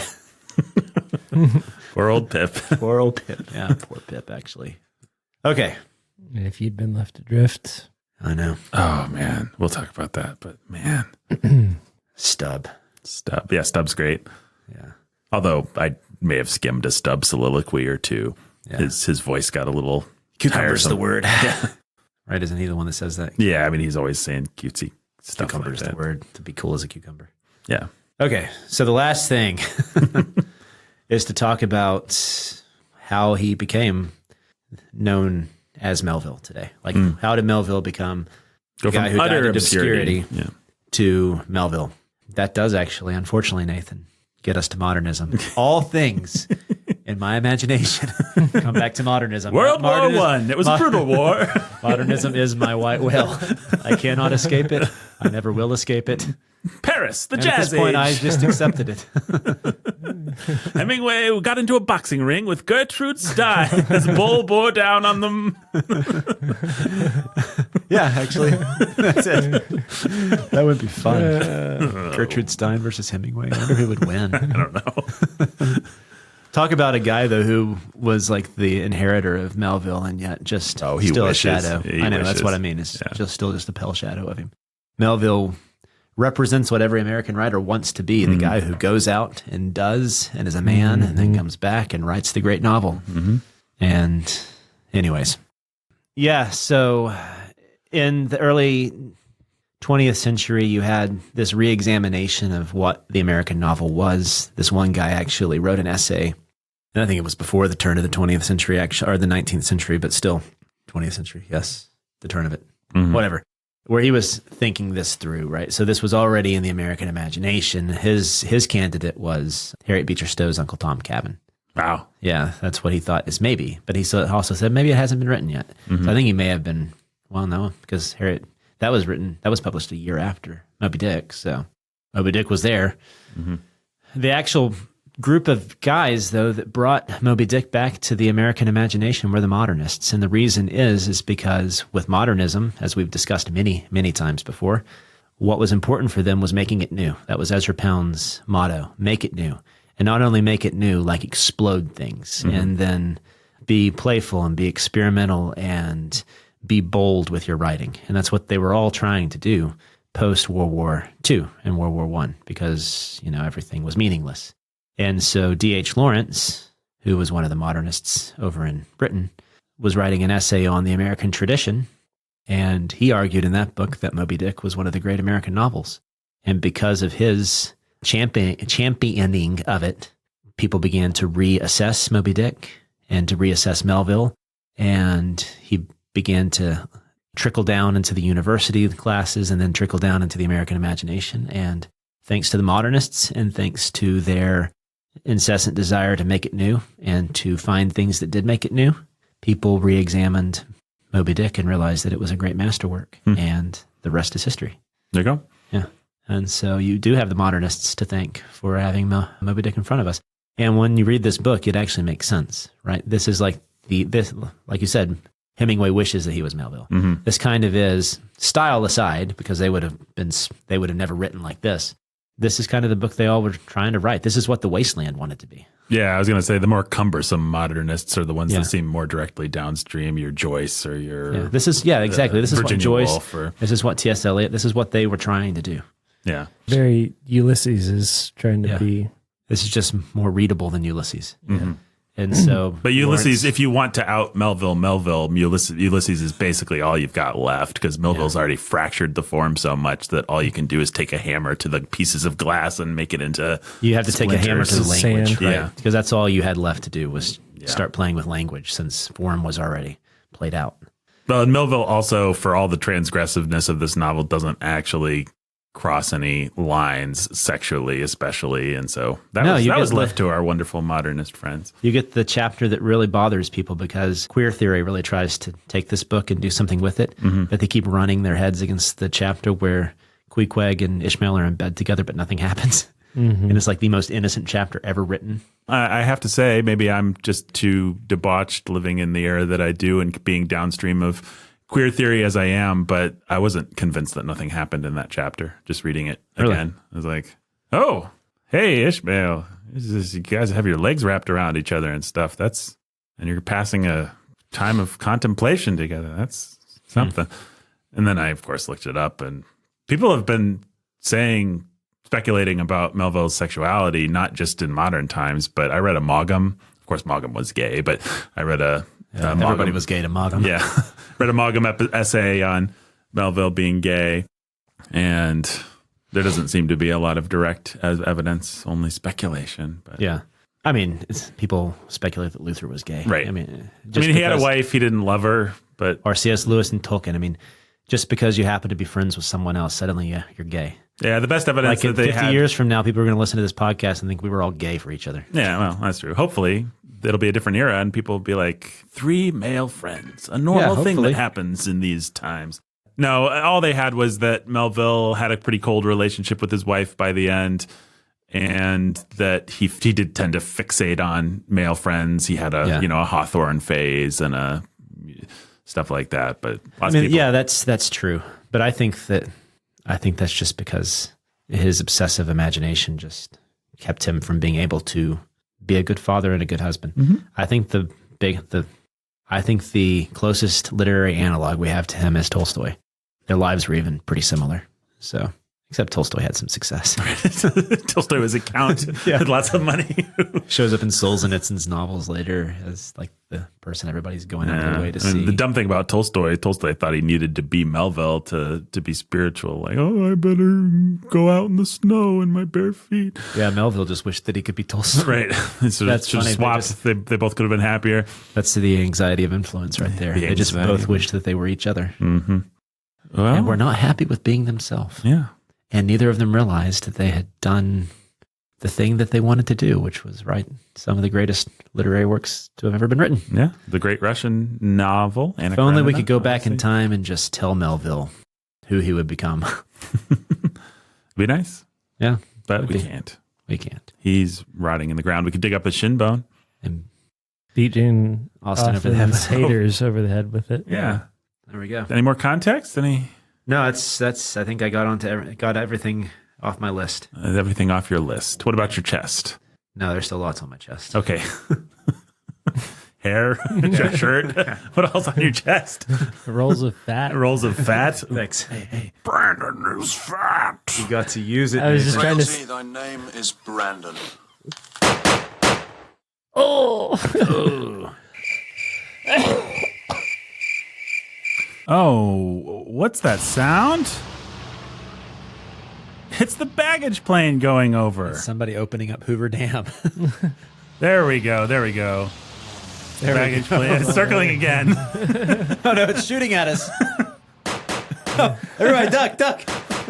Oh no, it's stirred up that field of crickets. Hide. Shh. That cricket thinks Brandon's fat. Brandon is fat. Shut up, cricket. I ate it. Kill it. All right. Oh, I'm so sick. Oh man, Frailty, thy name is Brandon. Sorry. Frailty, thy name is Brandon. It's fun how I can combine the mix and match. Yeah. All right. Brandon. Nope. Sorry. Sorry. What's going on? There we go. That was going so well too. You guys, the baggage plane. Nope. Sorry. The baggage plane is circling over, and that indicates that it is time for baggage check. You know how planes have baggage. You got to check your baggage. We all bring baggage to Moby Dick. Jake, what kind of baggage did you bring to this novel? So I've never read Moby Dick. Did you have to read Bartleby in high school like many people If I did? did, I don't remember it. So The I don't have Scrivener. any. He has an awfully forgettable story. Are you doing like a meta thing? Because Bartleby's, yeah. Very, very cute, clever, and Thank I tip my hat to you. Thank you. Frailty, thy name is Great, Brandon. Oh, the passive-aggressive uses of a soundboard. Text becomes text. No, Bartleby, yeah, whatever. So I don't really, I mean, Bartleby, the Scrivener, whatever. I don't know. I don't remember anything about it if I've read it. So I don't feel like I bring much baggage to Melville himself. What I do bring to Melville is the kind of person who thinks they love Melville, and also Yes. just my own sort of. We've had this conversation. We've started it and never really finished it. Kind of continued it. I think we started it actually reading Chronicles of Narnia. There's two basic types of people: the Voyage of the Dawn Treader type of person, or the silver chair type of person. Mm-hmm.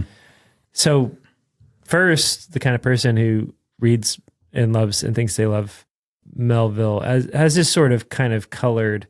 You have, on the one hand, you have the other people who are like, oh, I don't know, Moby Dick really sucks. It is so boring and dry. And you've got the whiteness of the whale and the many uses of whale blubber. And that's just the whole book is just like all this, like, why you need a philosophy behind, the many uses of oil? Like what in the world is going on, and why did people like this? And why do you think people? Why do you think people?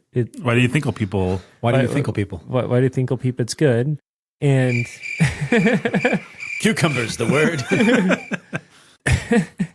and then That should get a place on the soundboard, I think.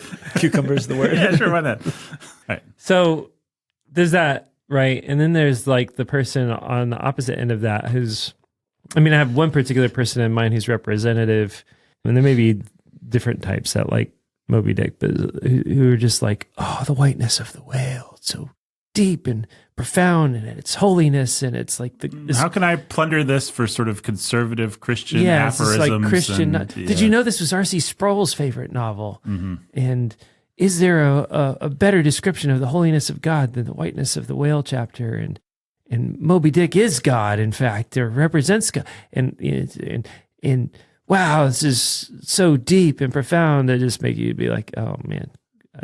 I know I don't want to read Moby Dick. Mm-hmm. If I was interested in reading Moby Dick, I'm now interested in not reading Moby Dick. In the same way that certain Dostoevsky types. Yes. Sure. Yeah, I would agree with that.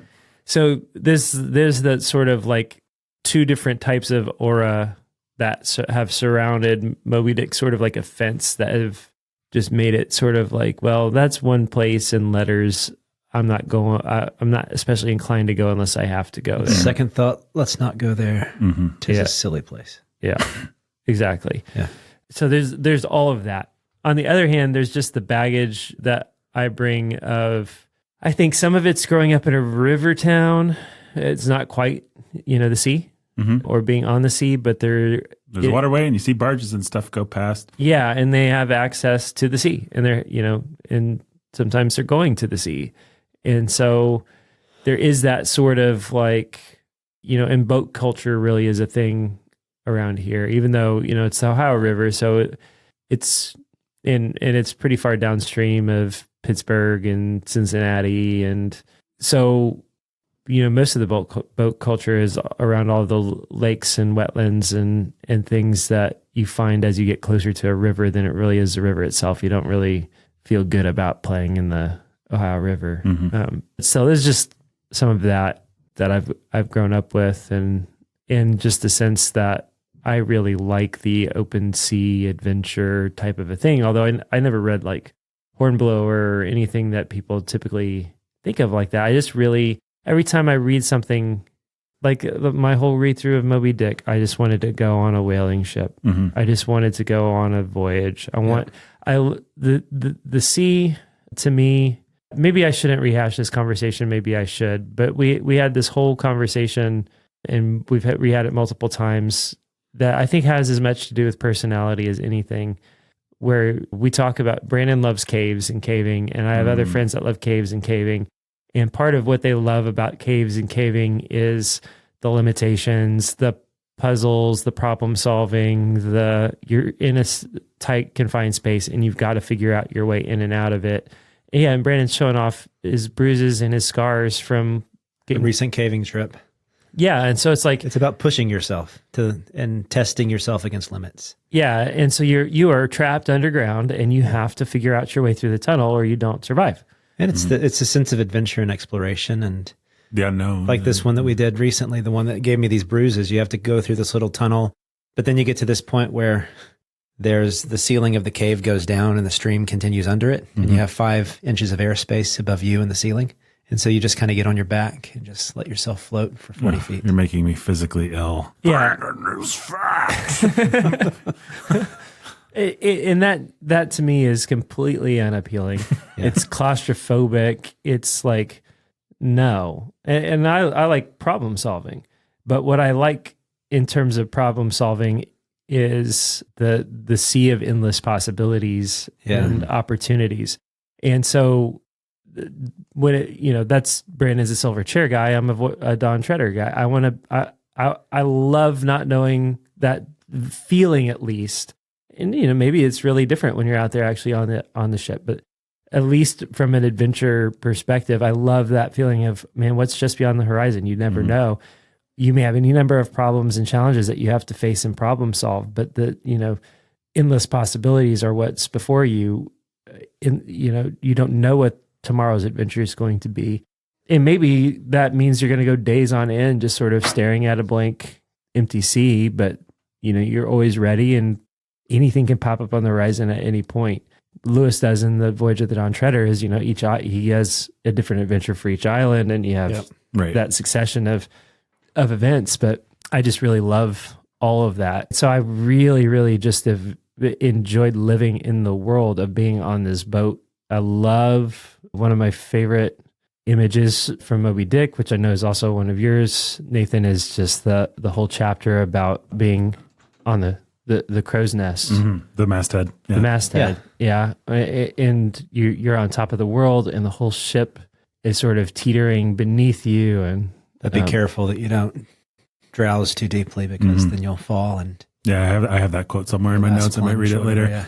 But this book so puts you in touch with, as some academic that I listened to said, the abyssal nature of the sea. right. And that's the other part of it too, is just that sense, when the Genesis frames the heavens being divided into the waters above and the waters below, and that sense that the sea is in fact an abyss that you can be suspended above. Right. And that's all a boat is just a little vessel suspended above an abyss, and who knows what's under there. Well, you read the story, or you see the things about, there's a beach where, I don't remember where this is, but you're out on the beach and, there's a couple of feet of sand, but if you swim out a little bit, then suddenly you're Over a great big hole. You're basically over a Grand Canyon-sized thing that just goes into the depths of the earth. I mean, it's you don't know awe-inspiring, what's down there, and it's and you can't scary. get down there, and anything could come out of it. And it's amazing how much unconquered terrain, we're so proud of ourselves, man, because we've conquered 30% of the world, basically. But there's 70% of it that is still completely untamed and is full of monsters. And this book really puts you in touch with that. It does such a good job of evoking that. And that whole, I've always loved that conceit. I don't remember when it first occurred to me, but the first time it ever occurred to me, it was probably just watching some dumb Shark Week or something like that. But the idea that because we have classified and named these beasts, these monsters, that they're not monsters now is just such an absurd joke. It is such a joke. And when we laugh and look down our noses at, the medievals or whoever, because they talked about the sea monsters. And of course, we all know that those were actually just whales or actually just sharks. It's just like, are you kidding me? Now, let's ask the captain of the Essex about that. What is? Yeah, does he think? exactly. It's like, this is Leviathan. And so you take those two things and you put them together. And I just was in awe of this book, especially, I think as much the first half. Actually, he had me just from, what's that little section? He just has that little extracts section. Yeah. Before the book actually starts, before Call Me Ishmael. Yeah. And I read every single one of those things and was just like, oh, yeah, okay, cool. I'm on board here. Yeah. He's setting the stage and he's giving me that sense of mystery and awe and wonder about the beast we know as Leviathan. And it just sort of like anything that re-enchants the world gives back that sense of awe and wonder and majesty and awfulness or terror is like crack. And I love I love living there. I love living there because we work so hard to make everything so tame and so prosaic. And even our documentaries are doing sort of a double speak, talking out both sides of their mouth, where they're like, you've got David Attenborough talking about the majesty of this or that thing that they're actually, in effect, trying to make really small. Make it feel like you can contain it, that you can understand you can understand a polar bear. You can understand a whale. And it's still, there is something about the sea that, so you would think that after 2 centuries, things would have changed enough that we would know so much about the ocean that a lot of this wouldn't be true anymore. Yeah, but there is something about the immensity of the ocean that even today, what scientists say, we know less about our ocean than we do about space. That's about like the moon. Is that true? About, right? I think that's certainly a thing that's certainly the gets kind of thrown thing around. Yeah. Yeah. We know less, at least when we consider things like the Mariana Trench and it's just, it's amazing. Yeah. As Ishmael says, I got 90 pages of quotes. I pared them down, so bear with me. I won't be reading 90 pages of quotes, but every line of this book is a good line, memorable. But he says, it is some systematized exhibition of the whale in his broad genera that I would now fain put before you. Yet it is no easy task. The classification of the constituents of a chaos, nothing less is here essayed. Yeah. So I loved so much how good a job he did of evoking that sense of mystery and awe and wonder that I resisted the whole way through the book, the temptation to like look up video, to look up pictures, to look up documentaries, to look up anything, to find the movie. The only thing that I looked up was when he was making fun of people's drawings. I tried to see if I could find those. The ones he was making fun of.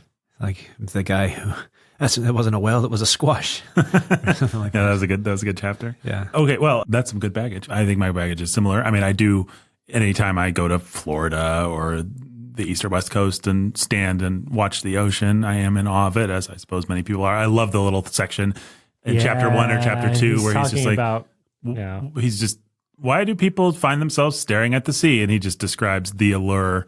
And that is wonderful. And, you know, as a horror guy, the awe, the terror, the majesty, the dark allure, you know, I mean, the way that the ocean is described in this book, it kind of almost has that queasy feeling of when you're standing on some great height and you just kind of feel like I want to jump, you know, that kind of temptation. He really gets at. I in terms of my broader baggage, I just think we'd be hard pressed to name a book that's been more poorly served by the people that talk about it. I guess it's the book's fault, or it's the book's grandeur, that it's impossible to describe what it does.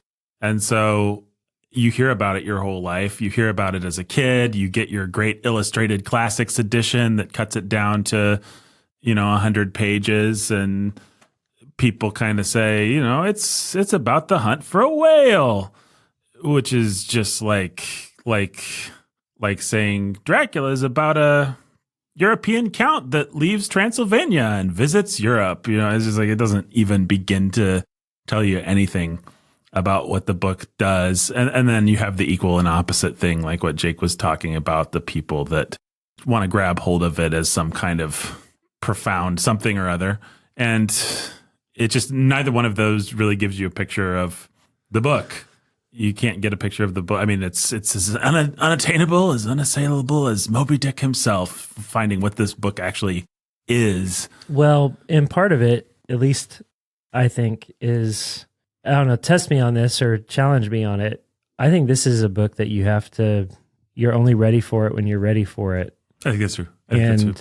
So it's like, it's not a book that I want to give to many people Yeah. Yeah. ever, because some of that's don't cast your pearls before swine, and some of it's just like, man, I would not have been. I don't know if it wasn't for the Bookening, if I would have been ready for this book. Yeah, you need a grasp of literature. You kind of need a grasp of theology and philosophy. I mean, not to be a snob about it, but you got to bring something to this book. You have And you have to, and part of you just has to bring a love of the process of reading. Mm-hmm. Yeah. And yeah, this is a book not for someone who wants to mine a book to find what's good about it, but for someone who actually enjoys reading. They like to absorb words. They like to. They don't just like ideas. They like getting ideas that way. They like existing in the written word. It is a book for book lovers, for sure. The only other piece of baggage I want to talk about real quick is the Patrick Stewart TV movie, which I saw when I was a kid and was a little bit hard to get out of my head.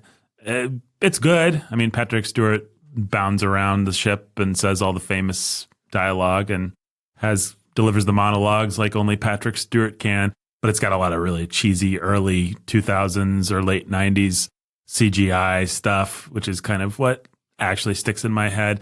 It does have one cool scene, the way that they do, at least in my memory, which is, this is several decades ago, where what is it called? I forget what the phenomenon, the green fire. Yeah. The green fire on the ship. Yeah. St. Elmo's. Yeah, St. Elmo's fire. Yeah. That section is pretty cool in the movie. I mean, I don't think they do anything special with it, but it just was not something that I expected to see in them. I didn't realize that was part of the story. But I think I'd probably tried to read this a few times as a teenager or as someone who just wanted to kind of encounter all the great works of literature when I was kind of in that phase.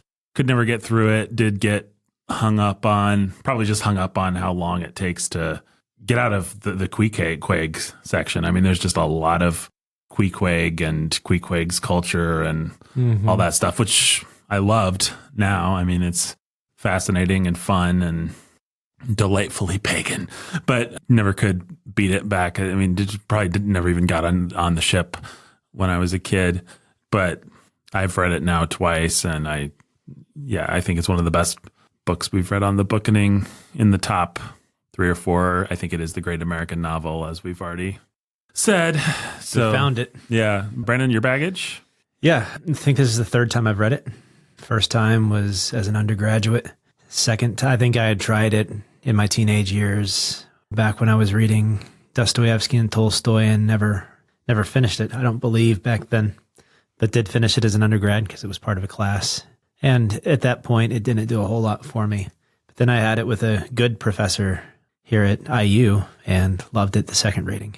And this time, it was as good as I remembered. Mm-hmm. I think Jake's right. I do think that it's a book that you don't just come to unless you have an understanding of what else has happened in literary history. I just don't know that I would have loved this book and appreciated it even just a couple years ago on the level that I do now. Yeah, I do think that it's great that this is coming in our fifth or sixth year. Yeah, I think this is year 6. It makes sense. Yeah. Like, people who were wondering why we hadn't done it before. If we had done it, I'm afraid of what we might have done in our first year. Yeah, because actually, like, I'm happy that we waited as long as we did with Brothers Karamazov too. Yeah, like we didn't do Dostoevsky in our first year because it helps you put him in his place. Yeah, he's not a Tolstoy, but whatever his worth is, it helps to have context. It helps to have context, because I think I like Brothers K more than maybe you guys did. But you sure did. Yeah. But anyways, I mentioned him because, yes, there are the type of people that hold on to both of these authors. I've been trying to figure out why. I think that part of it is because even though Melville had sympathies with Ahab, in the end, he is an Ishmael. Right. And his voice and the tone of the narrator, you just like the storyteller that's in this book. And if you like narratives that are driven by a specific voice and character, then this is a great book, because he can make chapters on well skeletons really fun to read. Yeah. Right? I mean, part of the appeal for anybody with being a Moby Dick fan or a Dostoevsky fan is feeling like you're in the exclusive smart kids club of people who. Well, and so that's where the crossover is, and the Venn diagram is the people who think they get it, right? That Moby Dick is hard and it's not for everybody, and so that if you can make yourself like it, or maybe there's something in you that does like it, then you're part of this cult that understands Moby Dick.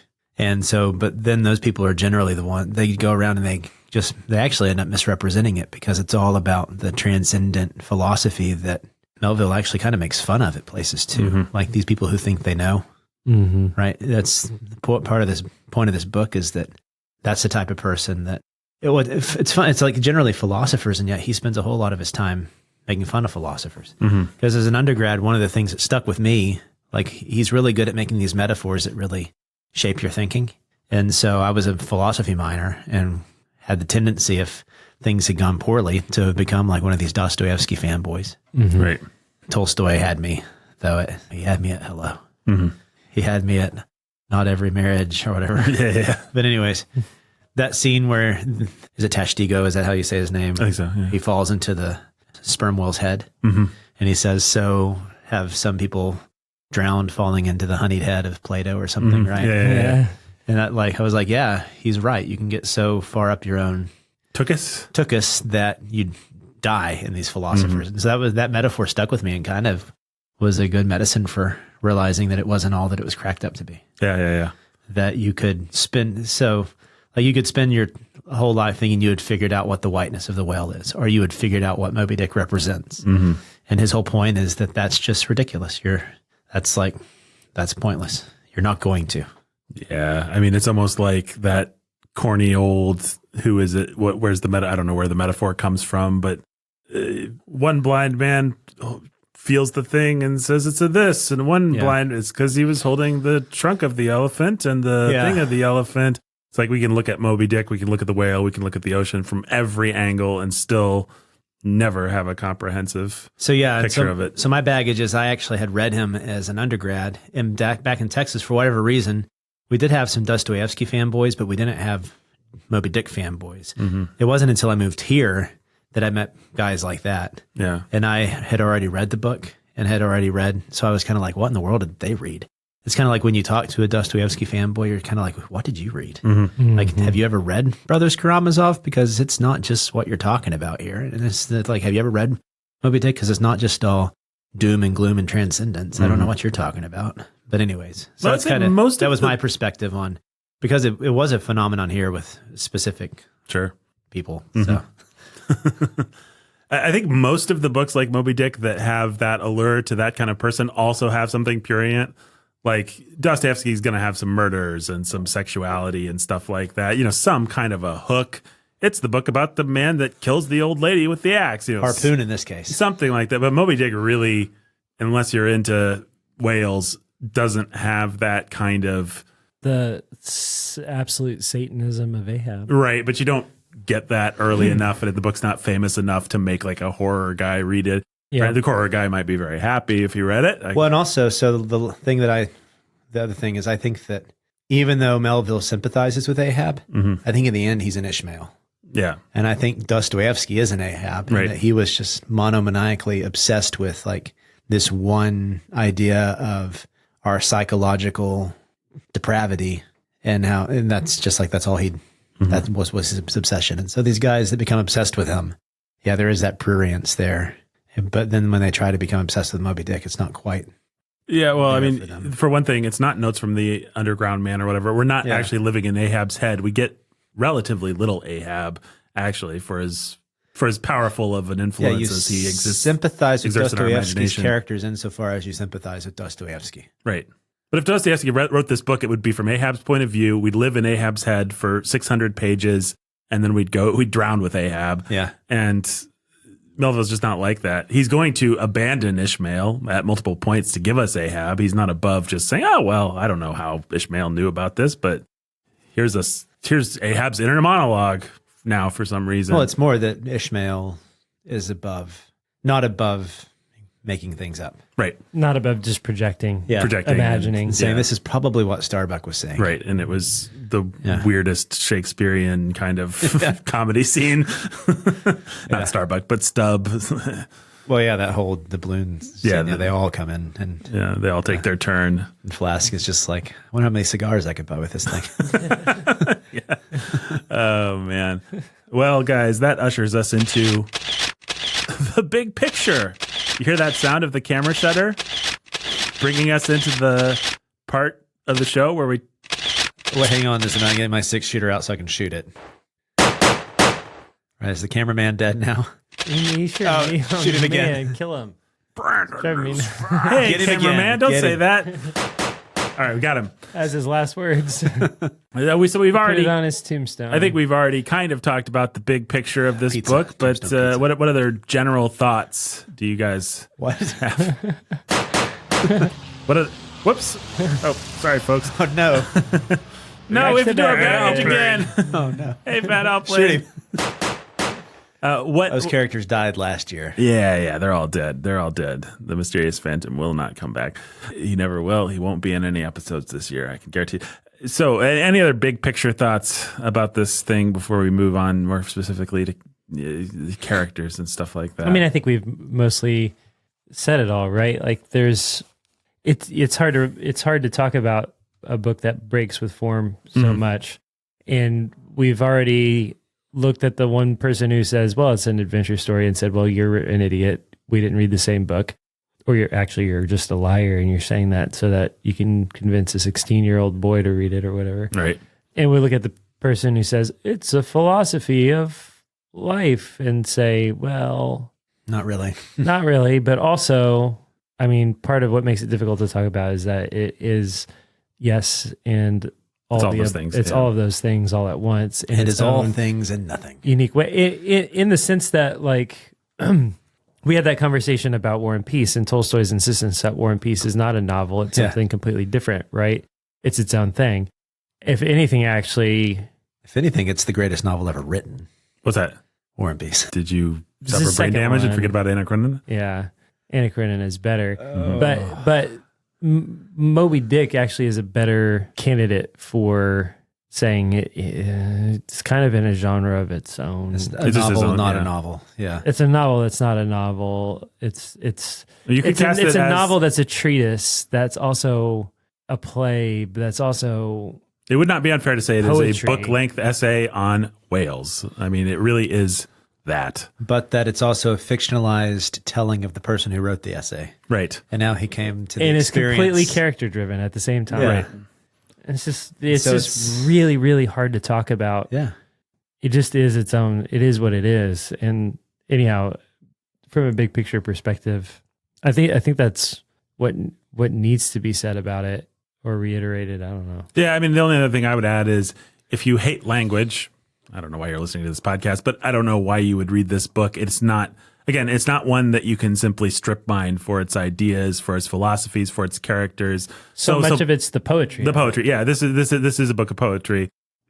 There's just so many wonderful lines, so many memorable metaphors, so many just things that only words can do. It's one you cannot make a movie out of this because a movie simply would not do what this book does, which is just pile up metaphors, a big old mountain of metaphors. And he's going to make everything a metaphor and everything a parable. And somebody is going to fall in a whale's head and it's going to turn into a metaphor about philosophy. Drowning in and- philosophy. Yeah. Right. They're cutting the tail so the sharks don't eat it, and it turns into a thing on life and death. I don't remember exactly. We're all hovering over the abyss, and if He's I gonna just dwell on. the cord could be cut anytime. He's going to dwell on the concept of fast fish and loose fish, and apparently become very important for legal theory. Yeah. Legal. They teach that in law school, that chapter Yeah. about so that they can help understand property law. Yeah, Crazy. yeah. It's just its own thing. I'm glad that I think last time we were all together, we talked about Hemingway, good old Hemi, and his. What did we do? What's the name of that novel? It also rises like the sun. It also rises like the sun. Farewell to arms. Farewell Part two. to the moon. Yeah, Farewell to pants. I just love the fact that like we love Hemingway. We love the iceberg theory. We love things that are simple, that are concise, that are doing a lot with a little. But every once in a while, it's nice to just read somebody who is not operating under that theory even a little bit. This is the kitchen sink book. I'm going to throw in every thought. If I can describe something one way when I can describe it 5 ways? It's the prismatic approach. Yes, the prismatic approach. That's the phrase I was looking for. Shoot. No. Frailty, thy name is Brandon. Oh, Nathan, thank you. I said that's the phrase I'm looking for. What's the problem? I mean, I just like a chef who wants to use every single ingredient in the fridge and in the cupboard. And Because that usually goes so well. well, it usually turns out like crap. And I'd say our dint, if that's the word I want in the bookening, is to not like those people. You know, we're a little hard on Ray Bradbury for being purple and getting too excited. But we like Bradbury. Yeah, too. we like Bradbury well enough. But if somebody, Dickens, we've been a little hard on Dickens for putting too many ingredients into his stew. Like, calm down, Chuck. But Melville is one of those guys, like Shakespeare, I mean, would be the obvious one, who can just throw every that's the ingredient one I was thinking about, into Nathan. the stew. Can you press the crickets button? Yeah. Frailty, thy name is Brandon. That was actually an accident, but It didn't look like one. I knew which one you were pressing. It was either that one or the Nathan is fat. Brandon is fat. Brandon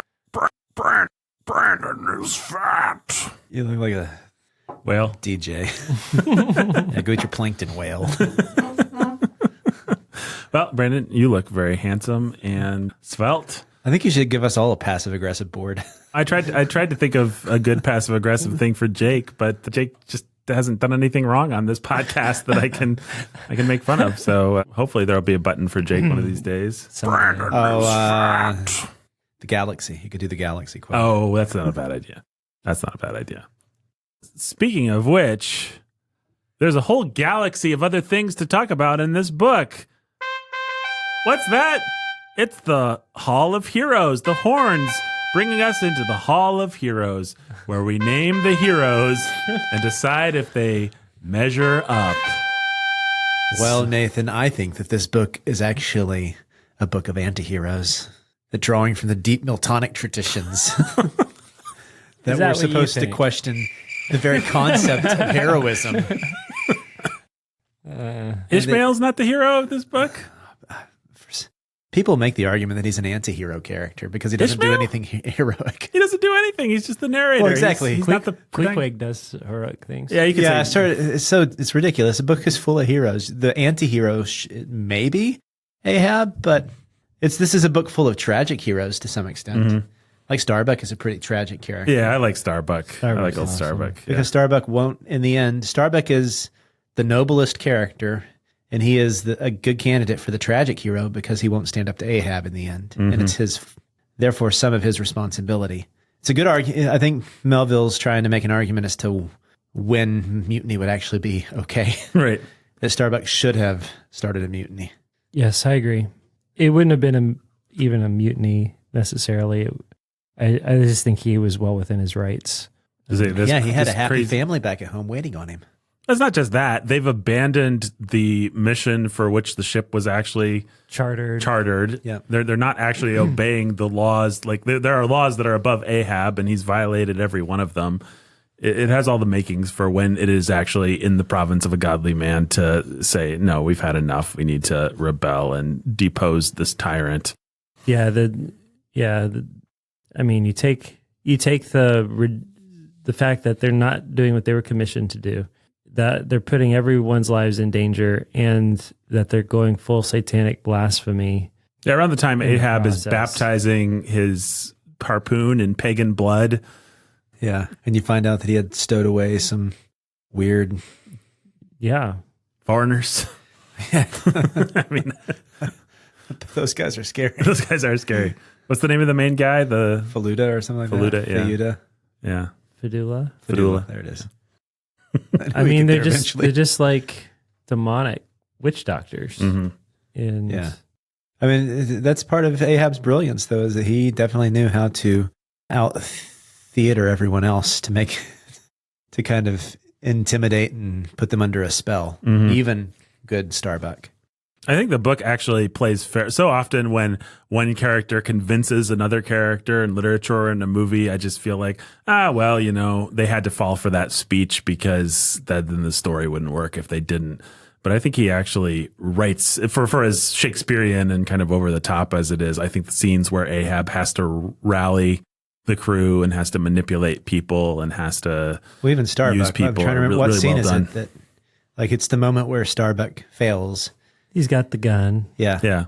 And you just at that point, you're sitting there and you don't know what else to do but to just hope he pulls the trigger. Right. Yeah. And then he doesn't. Yeah. I think, Jake, you texted me and said, gee, I hope Starbuck takes out Ahab before you'd gotten to that. It's like you anticipate. I don't know if you anticipated it coming, but you were just like, Yeah, no. that would be the obvious thing to happen before you'd even gotten to him standing outside of the door with the gun. Yeah. Yeah. I was there for a while just thinking this is the only solution is Starbuck is going to, it's just what you want to happen. It's the thing that feels inevitable. And then, Melville goes there and puts the gun in his hand and has him go all the way up to the edge. It's, which at that point needed to happen. Right. It needed to happen. It made sense of things. It was set up maybe for that to happen, but it did such a good job of making sense of it all and making sense of how you get to the place where everybody dies at the hand of Moby Dick. You have to give Starbuck that level of agency and a rationale for not in order to get there. Well, I think agency is the key to any good tragedy, unless you're a Greek. If you're a Greek, then it's just the gods decided that we're going to die and have sex with our mother, and now it happened. Oh, well. But what I love in a good tragedy is, oh, man, if the priest had just gotten there in time, Romeo and Juliet would have been fine, and they had a good plan.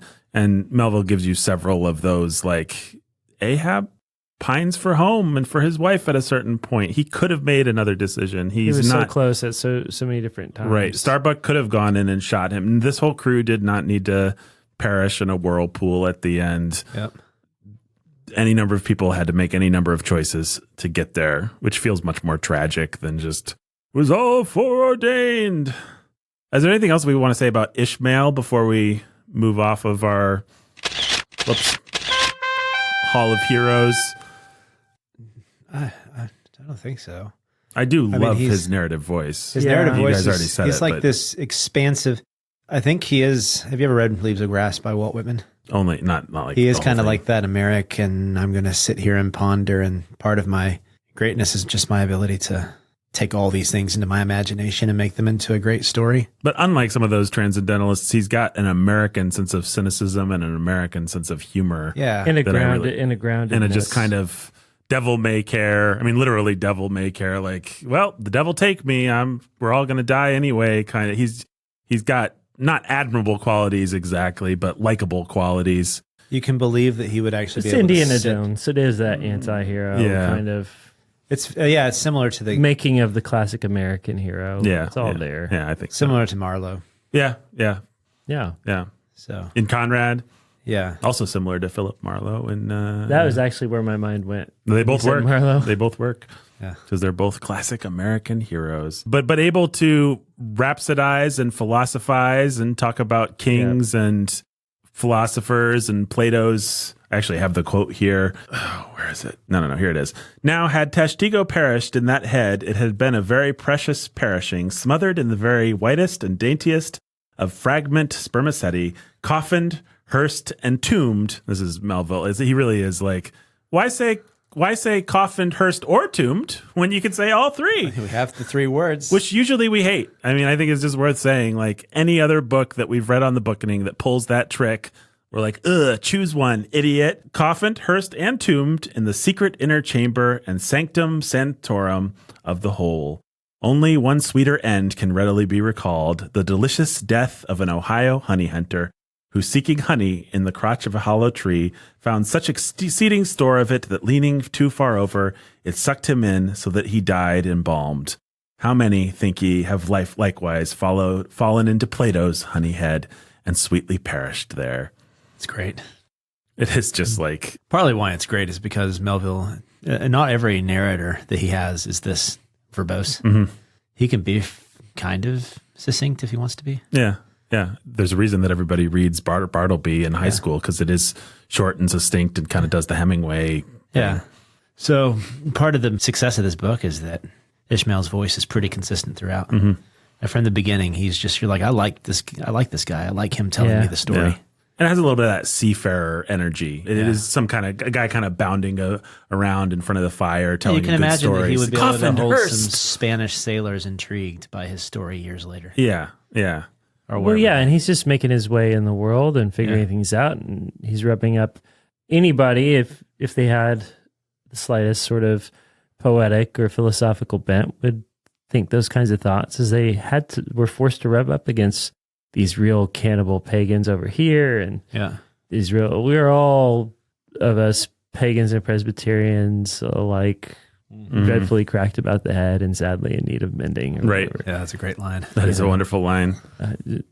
And so he gives that sort of cosmopolitan, There's no greatness that is not illness, or whatever he says. on the one hand, grounded and world weary, but on the other hand, sort of philosophical and observant, and The kind of guy that can see a painting or see whale sperm or something and suddenly have a flight of fancy that reaches to the ends of the earth and has all these illusions, but also can be completely cynical with his own life and the lives of his comrades. And it is a uniquely American combination, I think. I don't know where you find a voice like this character in an earlier work. I prefer it to the occasional sentimentality of Dickens. Yeah. Not a sentimental Frailty, bone thy in this name guy's is body. I mean, he's sentimental about whale blubber. I guess, but you never get like, this is the wrong note to be, you know what I mean? With Dickens, you get that all the time. This is just the wrong note right now, buddy. Yeah.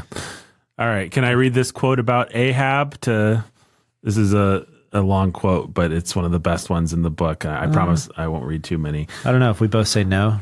Does that mean you can't? Well, you asked, can you? I meant, am I capable of reading? Like, I guess you're able. I don't know. do you think that I have the mind and faculties such that I can judge then to what pitches of inflamed, distracted fury the minds of his more desperate hunters were impelled when amid the chips of chewed boats and the sinking limbs of torn comrades, they swam out of the white curds of the whale's direful wrath into the serene, exasperating sunlight that smiled on as if at birth or a bride. His 3 boats stove around him, and oars and men both whirling in the eddies. One captain, seizing the lifeline from the broken prow, had dashed at the whale as an Arkansas duelist at his foe, blindly seeking with a 6-inch blade to reach the fathom-deep life of the whale. That captain was Ahab, and then it was that suddenly, sweeping his sickle-shaped lower jaw beneath him, Moby Dick had reaped away Ahab's leg as a mower a blade of grass in the field. No turbaned Turk, no hired Venetian, no Malay could have smote him with more seeming malice. Small reason was there to doubt then that ever since that almost fatal encounter, Ahab had cherished a wild vindictiveness against the whale, all the more fell for that in his frantic morbidness he had come to identify with him not only all his bodily woes, but all his intellectual and spiritual exasperations. The white whale swam before him as the monomaniac incarnation of all those malicious agencies which some deep men feel eating in them till they are left living on with half a heart and half a lung. That intangible malignity which has been from the beginning, to whose dominion even the modern Christians ascribe one half of the world's, which the ancient Ophites of the East reverenced in their statue devil. Ahab did not fall down and worship it like them, but deliriously transferring its idea to the abhorred white whale, he pitted himself, all mutilated, against it. All that most maddens and torments, all that stirs up the lees of things, all truth with malice in it, all that cracks the sinews and cakes the brain, all the subtle demonisms of life and thought, all evil to crazy Ahab were visibly personified and made practically assailable in Moby Dick. He piled upon the whale's white hump the sum of all the general rage and hate felt by. I gotta get this sentence right. He piled upon the whale's white hump the sum of all the general rage and hate felt by the whole race from Adam down, and then, as if his chest had been a mortar, he burst his hot heart's shell upon it. This is hard to read. It's got a lot of alliteration. I think it's in, is he actually writing it in full iambic? Probably, pentameter? Sure seems like it. Yeah. All right, let's talk about Ahab. We have to talk about Ahab. What are you guys' deep thoughts about Ahab? he may be I don't know, maybe the scariest villain that I've ever read. What about, I wish I could pull the guy from Ready Player One. What is that guy's name? What about Colonel Sad Pants? Director Krennic? Yeah, Director Krennic. Yeah. Colonel Sad Pants. Is that his name, Director Krennic? Krennic is, that actor plays Krennic in Rogue One. Oh, yeah. Yeah, I forget. It's like he probably is director or something in that. He's like a CEO or something. Who knows? Scariest villain. That's in a series of books where what other scary villains have? I mean, we've read Frankenstein. Jake, our boots were a quaking there. We've read Dracula. We couldn't sleep for weeks. We've read Something Wicked This Way Comes, and I'll tell you, Something Wicked This Way came. And yet you say Ahab is the scariest villain we've ever read. Prithee tell. I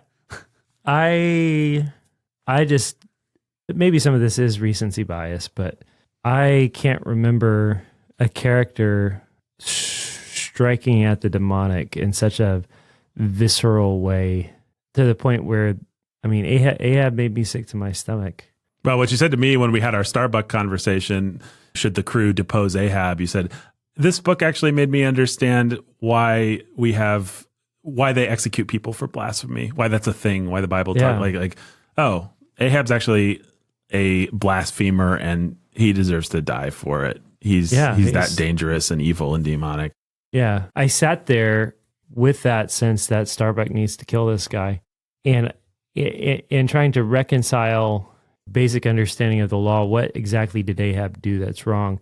And so is this me saying, I just don't like Ahab and I want the tension of Ahab gone, and I'm willing for somebody to do the dirty deed to end it in a pragmatic way?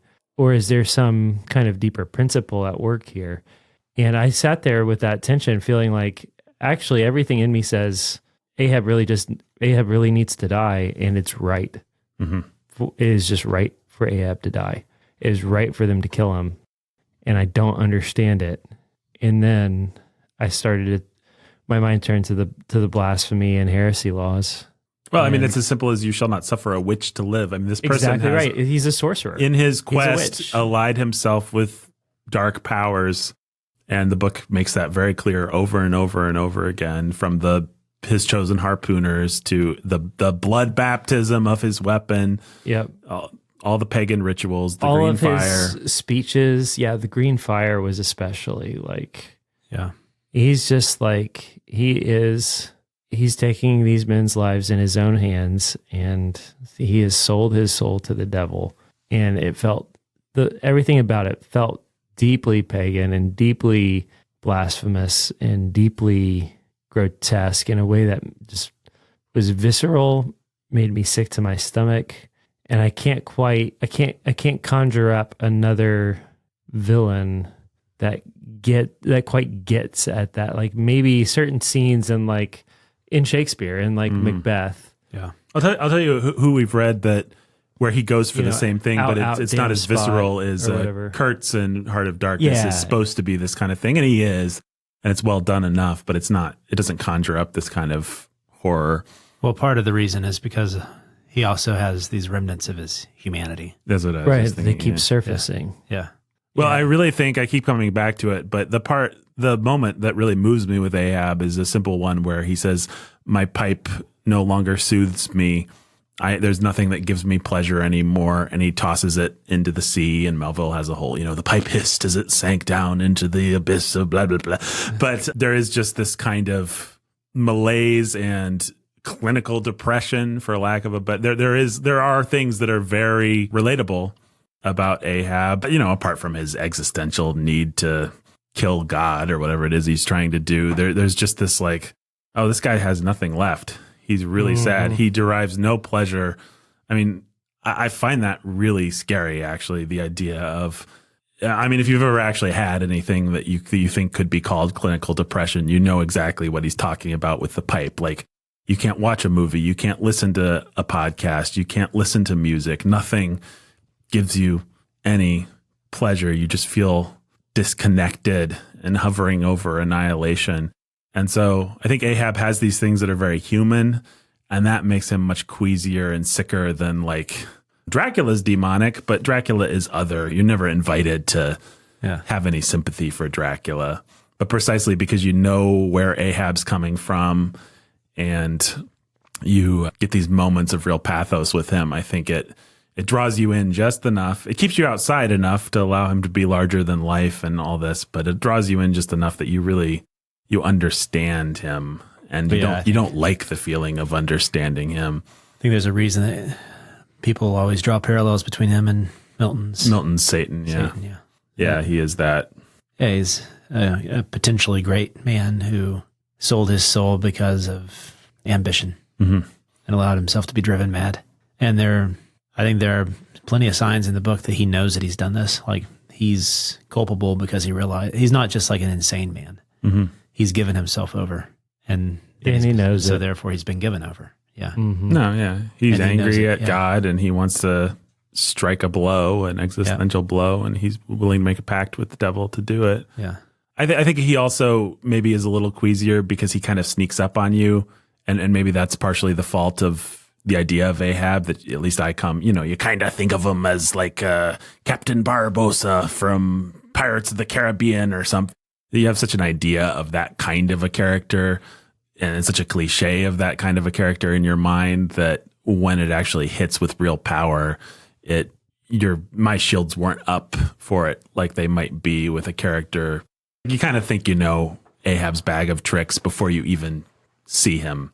You don't have to have ever read the book to not have in your mind a pretty good idea of who this guy is and what he's going to do. Yep. But I guess I should ask the obvious question. Why does Ahab want to kill this whale? What's this meant to represent, guys? The whale ate his leg off. Yeah, he's just mad. Give me back my leg. Okay. Let's see if you can get it back. All right, good. just checking. Nailed it. Nailed it. Wonder you then at the fiery hunt. Oh, man. He piled upon the whale's white hump the sum of all the general rage and hate felt by the whole race from Adam down, and then, as if his chest had been a mortar, he burst his hot heart's shell upon it. I love that sentence. Well, that's the reason right there. You just read it. Yeah, I know. It's like, my grandma died of cancer. What's something I can kill to feel better about it?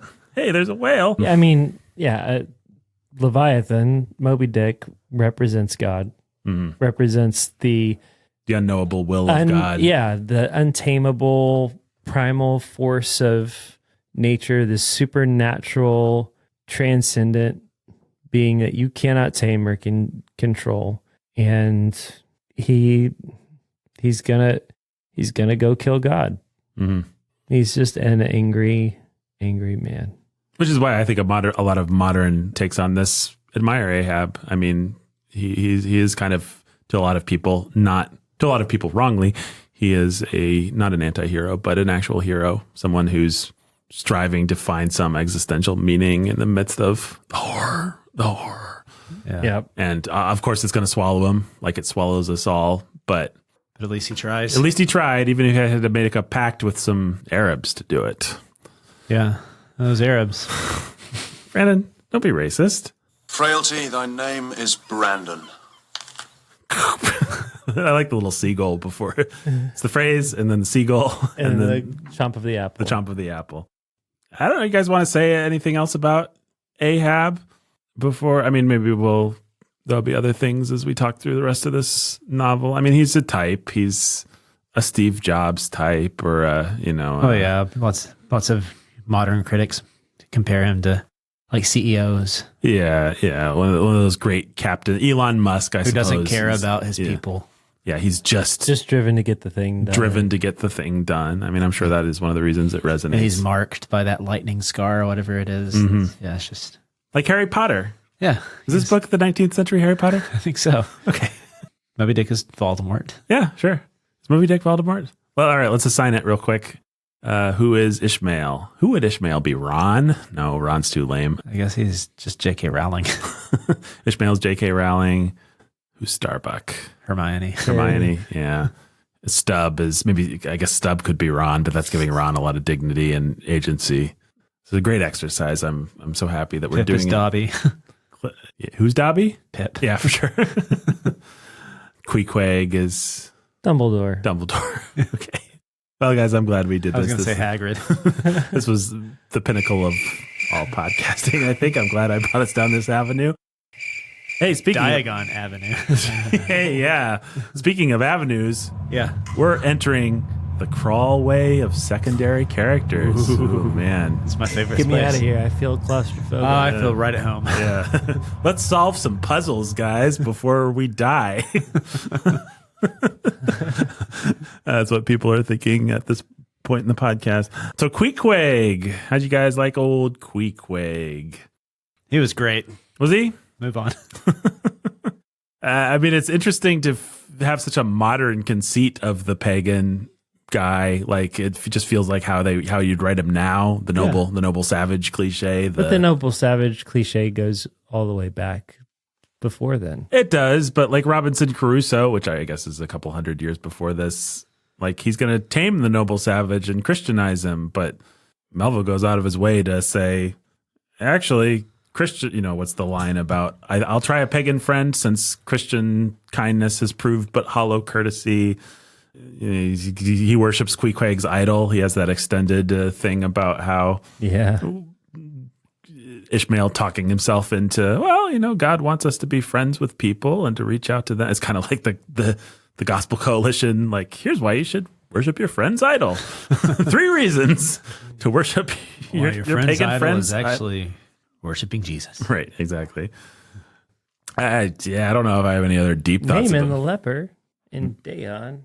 Yeah, he's a good guy, that Queequeg. Yeah, I mean, Yep. He's going to dive in the water and save somebody and prove that he's not just some cannibal. I think that Melville had the profound realization, probably from having met other actual people, that where people are people, even if they're pagan people. No matter they're how still small. people. Yeah. I was away from my microphone spinning in my chair. I couldn't get that in quick enough. Yeah. So, Beat me to it. Yeah, well, uh, I like the sentence. Queequeg was George Washington, cannibalistically developed. yeah, it's. Yeah, I don't remember what that sentence means, but I like all those I know, words being in one sentence. like growing up with homeschool families and kind of in the closed off Reformed Baptist world, people get the thought that if you go off to Mexico or you go off to New Guinea, that like the barbarian, to be a barbarian is to be something that's not human, and forget that there's still people in barbarian scenarios. So if you go there, you're probably going to find them doing things that are pretty similar to what you do. That they're still people and they still have to make their way through like 24 hours a day and do things that you have to do, like breathe and eat and all the other things. Right.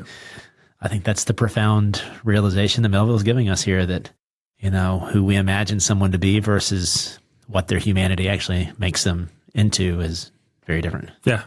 That's why you listen to this podcast, folks. You've learned that when people are born at the same time, they're contemporaries, and that everyone needs to breathe. Everyone needs to breathe. Despite what you may have thought. Yeah. Well, it is. Yeah. It's interesting. It is interesting. I'm sorry. I'm being mean to Brandon. I'll cricket myself. Thank you, Nathan. I'll say something mean about Brandon, and then I'll cricket it to show how little respect. Brandon's a jerk. Nobody agreed with me. I'm just thinking of like some of the missionaries who come back from Papua New Guinea, and I guess they might want to make it as interesting as they possibly can. And so it's like you get a cartoon character of what a Papua New Guinea person is like. You know what I mean? Yeah. And then you actually go over there and you meet someone, or you meet someone from there, and it's just like, oh, well, it's kind of like what you do. We just sit around most of our day trying to figure out what to do with ourselves. And, we're people. It's just, I don't know.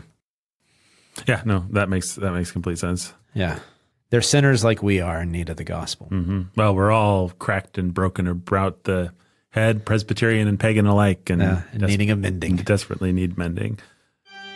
What's this? We're being ushered into the villain's lair. Didn't we already go through there? Are we already done? Is he the only secondary character? Oh, sorry, no. Crawlway of secondary characters. We're still there. What do you guys think about old Starbuck? We'd already talked about him. He's got a great line of coffee shops. Yeah. Stub. He's got that pipe. Yeah.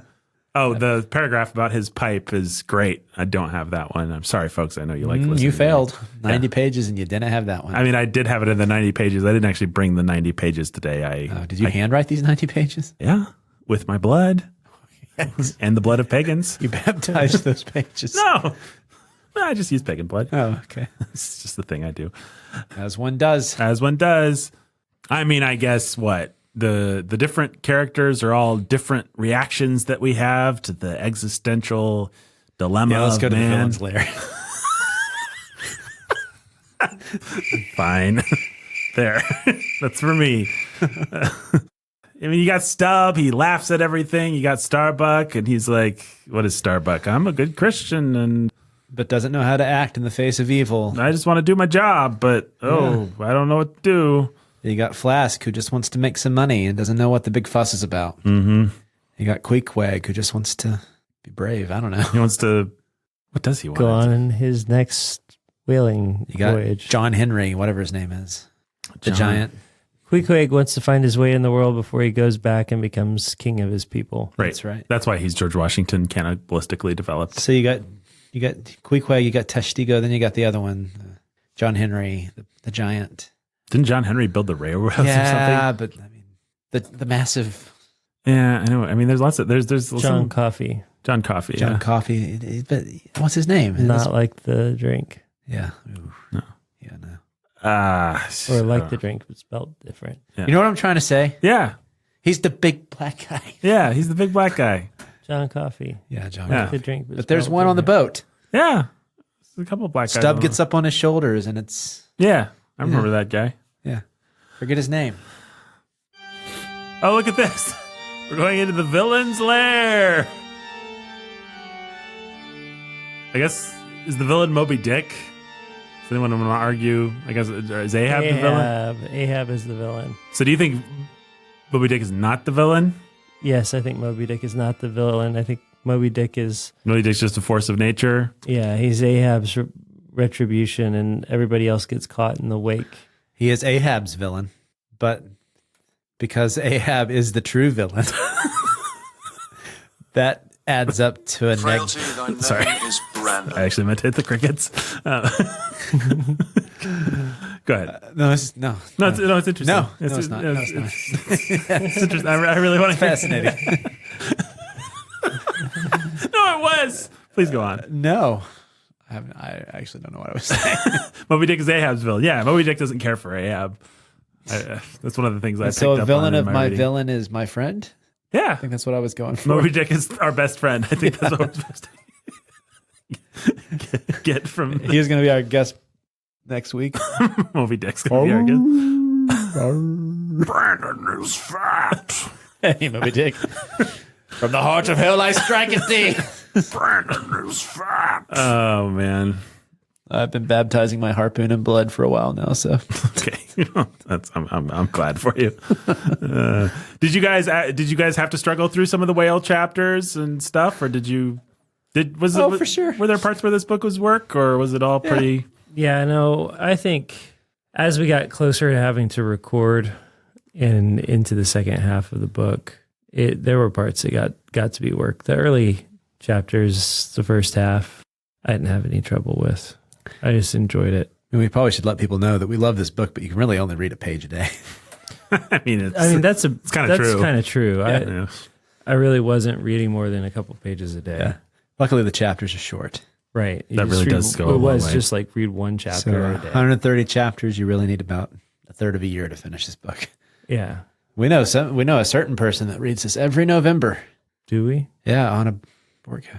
Her family loves this book. Oh. Apparently, there's a Moby Dick opera. Oh. That's something. Shout out to our friend. Shout out to our friend. I think she's very glad to know that we love this book.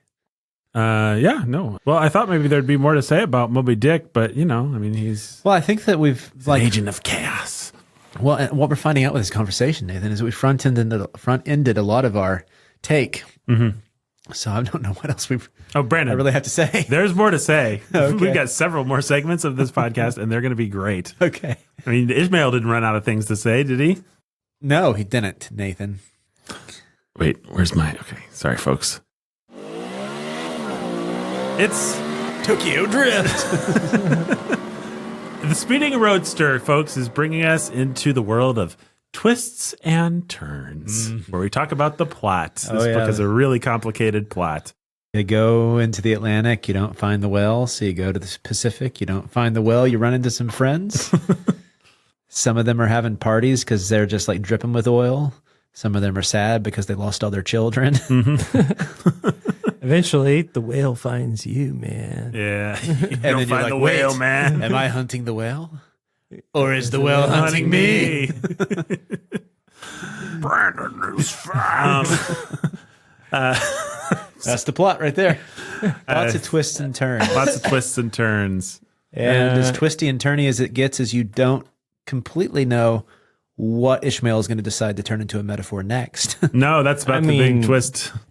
They pretty much tell you, he pretty much tells you the plot the minute we get our little Burnham Wood Dunsinane prophecy. Mm-hmm. We don't know how it's going to end at that point.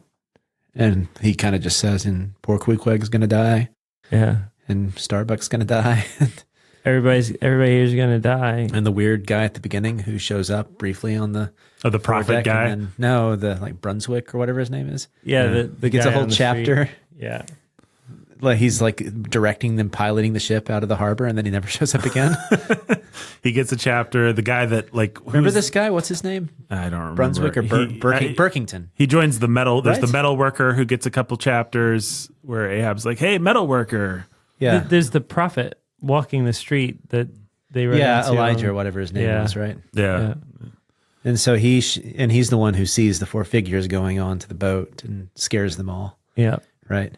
Is this the? And he's like, oh, but hey, never mind. Maybe I didn't see anything, and then disappears into the fog. I guess the only real twist and turn question is it the right ending? I mean, would you can't rewrite Moby Dick, but would you have it any other way? Would you have the whale die with Ahab? Would you have some of the crew No, survive? I think Is the this- whale is needs to this- survive. The whale needs to survive because chaos doesn't end, nature doesn't end, God doesn't end. You can't go out and seek to kill God and succeed. Mm-hmm. You can't shake your fist at the universe. The universe wins. And the universe kills all your friends. You really do need everybody to I think die. it's the right ending. Like, Yeah. I think so, Whether or not yeah.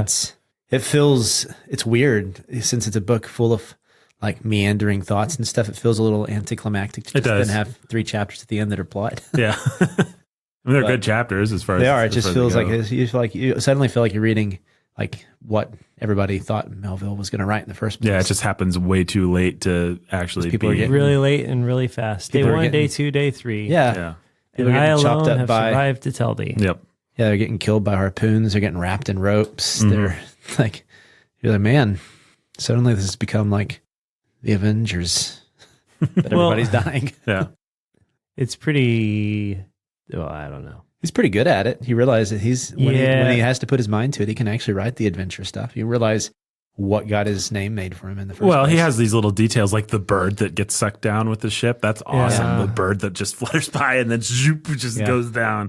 I mean, that's good. That's some good writing right there. There's some good writing. And I mean, Ahab's final soliloquy is justifiable. Abs. Abs. Yeah. Abs, is that his name now? Ahab's. Did I say abs? He's famous for his abs. Yeah, Ahab's his abs. great abs. His final from hell's heart I stab at thee and all that stuff. I mean, That's great, yeah. there's a reason everybody remembers that and probably misattribute Attribute to Shakespeare? Shakespeare. Yeah, and or the King James Bible. I bet it's been attributed to both. Where are we? Are we still in Villain's Lair? No, we're in No. Twists and Turns. Yeah. Twists and turns, the meanderings of Ishmael's mind. Can you believe that prophecy, the way that played out? Can you believe a whole book you about inevitability ended on an inevitable note? The most twists and turns is the fact that he's able to turn like just days out on the ocean into a really fascinating 500-page book. Yeah. I mean, it does prove the old adage there's no such thing as uninteresting subjects. There's only uninteresting people. Yeah. And he's an interesting person. Ishmael is fascinated by whale blubber and whale sperm and whale anatomy and all kinds of things. And Well, oil. whale oil, he makes it interesting. Yeah. Well, guys, we're coming into the Salon of Style. Listen to that. It's like a French Hey, salon or guys. something. Let me get French out my salons. French cigarette here. What did you guys think about the style? This grandiloquent prose meeting the eloquent theme. What it is. Yeah, Go ahead. He aims for Shakespeare and he succeeds, and the whole novel stands or falls on whether or not he can attain that sort of Shakespearean height poetically and metaphorically and otherwise, and he just does, and he maintains it. Mm-hmm. It's a white whale in and of itself. You would destroy yourself trying. It is not advisable to try to do what he did here. No. He kind of did destroy himself. Yeah. Yeah. I mean, I can't think of anyone else who's done this in the 19th century or the 20th century who's said, Succeeded. yeah, like, On this scale. I'm just going to do Shakespeare. Like, I'm just going to write a Shakespearean soliloquy.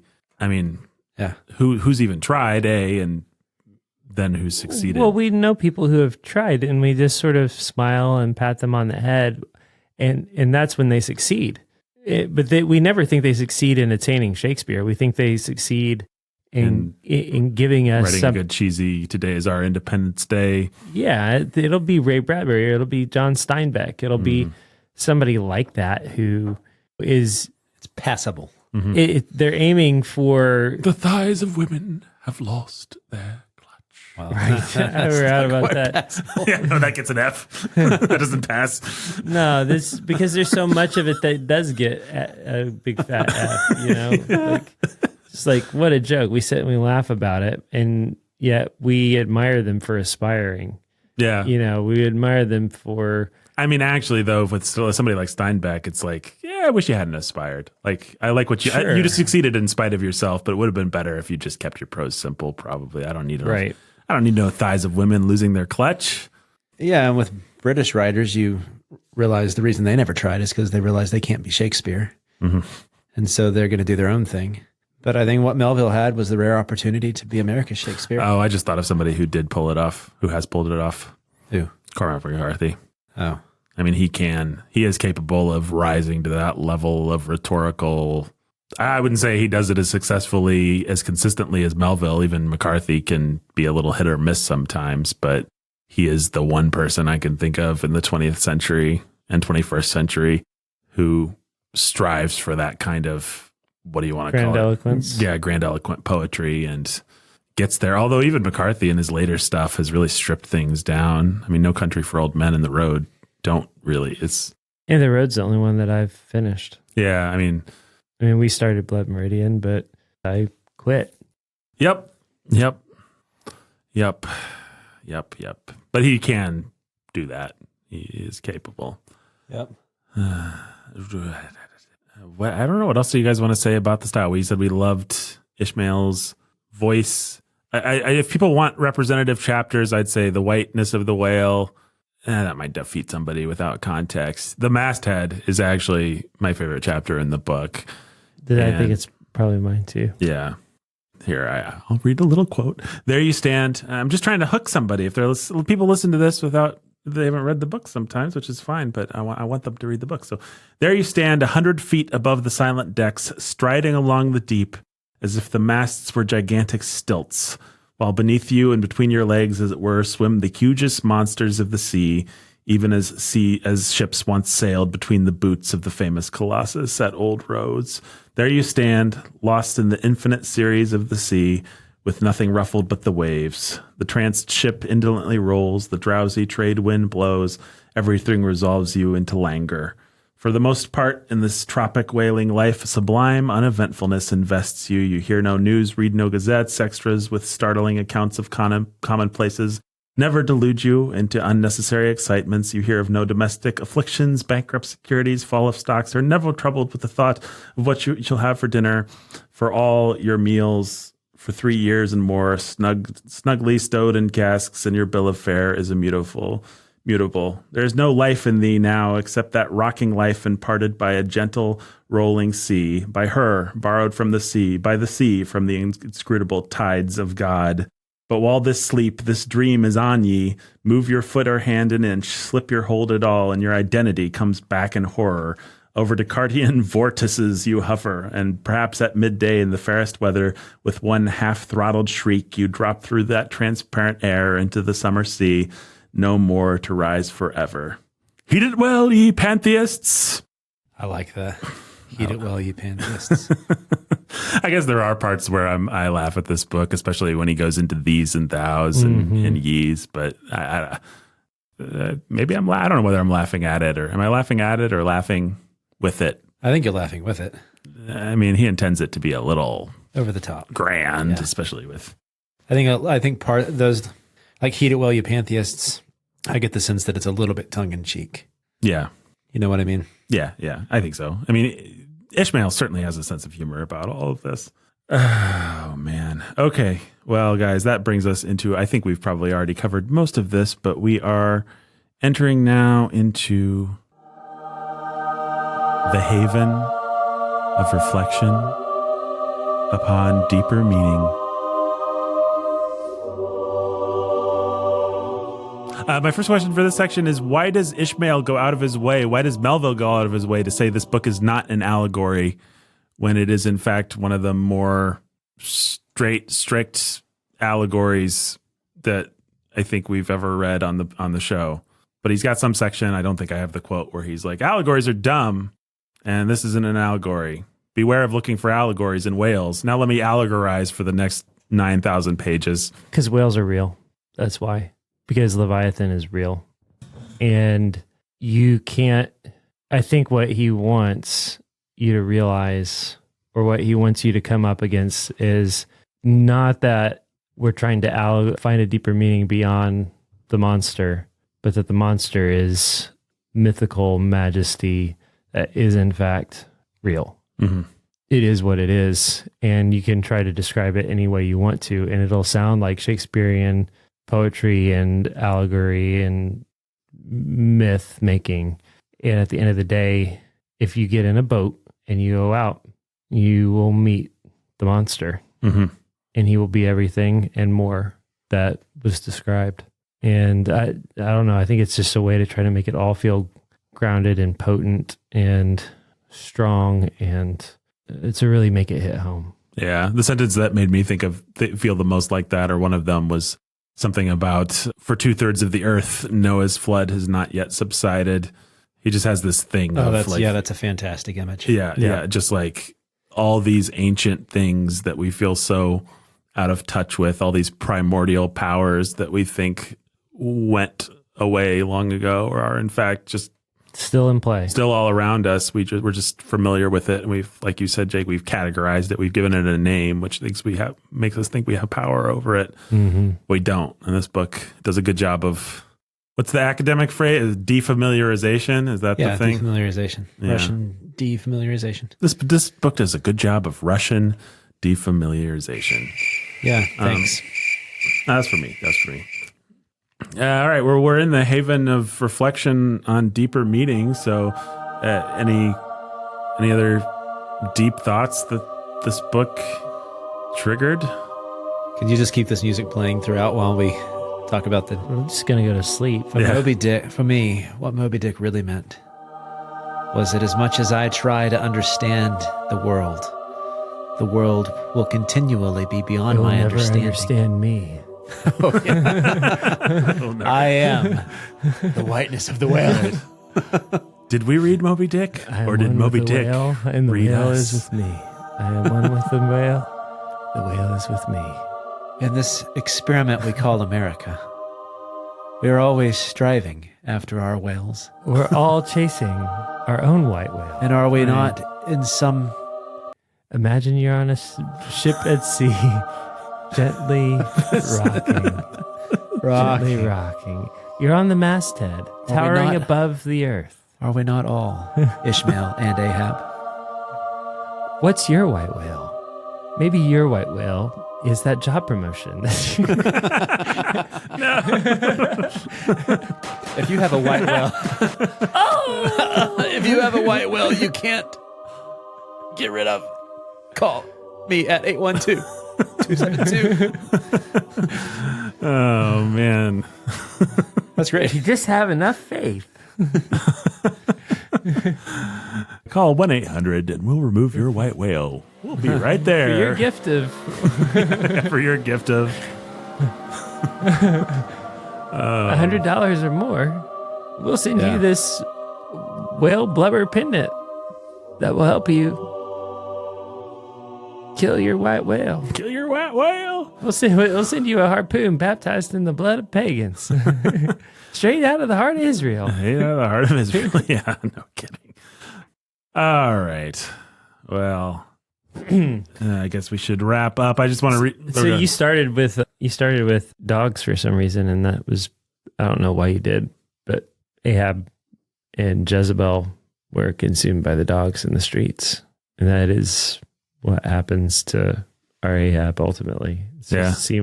The dogs are prosaic, and our Ahab gets a glorious. Yeah, Ahab gets a better death than Jezebel, but yeah.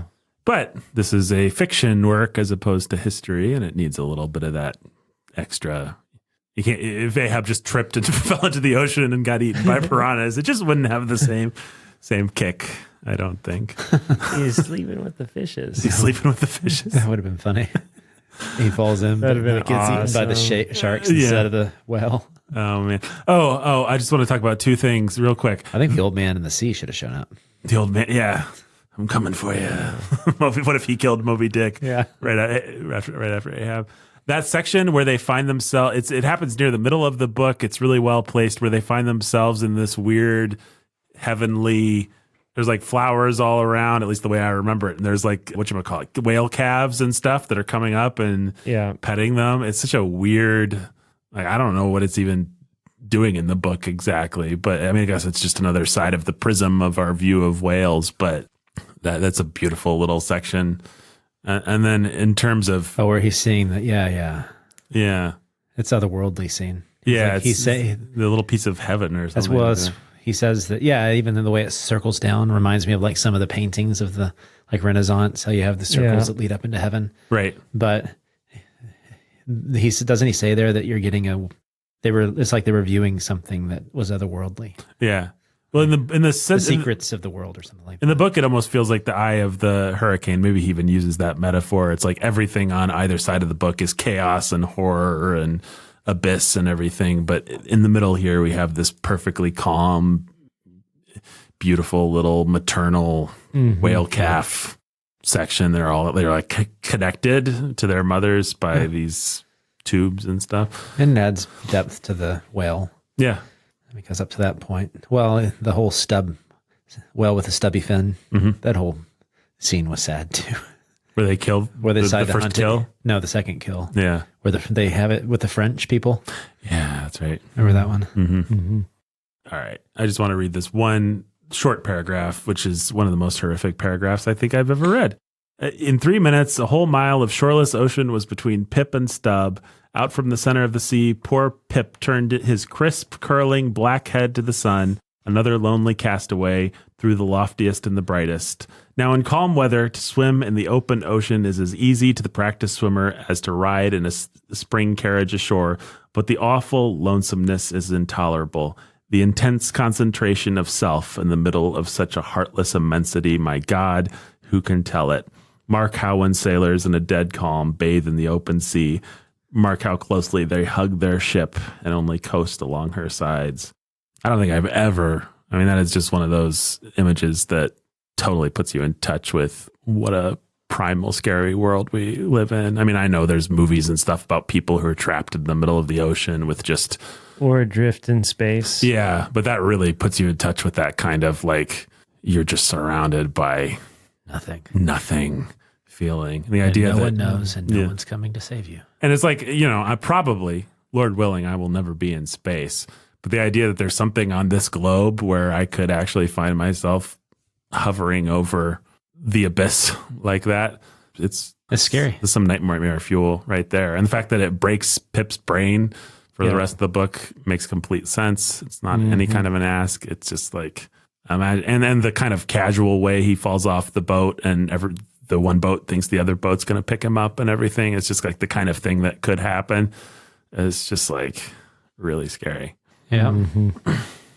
Well, Brandon, how many? Ghost with a clean conscience. That was one of my favorite quotes too. Do you have that one? Let me see. I definitely had it in my 90 pages, but do I have it in my shorter version? Oh, no, I don't think so. But it's worth looking up. All mortal greatness is but disease. That was one of my favorite quotes. All mortal greatness is but disease. That's a nice Ecclesiastes quote. I looked around me tranquilly and contentedly, like a quiet ghost with a clean conscience, sitting inside the bars of a snug family vault. Yep. And then it keeps going. Yeah, it does. But this quote that I pulled up doesn't, sadly. Can you keep going, Jake? No. Oh, wait, maybe I think I can in a second. All mortal greatness is but disease. Oh, yeah. Then he says, now then, thought I, unconsciously rolling up the sleeves of my frock, here goes for a cool collected dive at death and destruction, and the devil fetched the hindmost. Yeah. That's old Ishmael.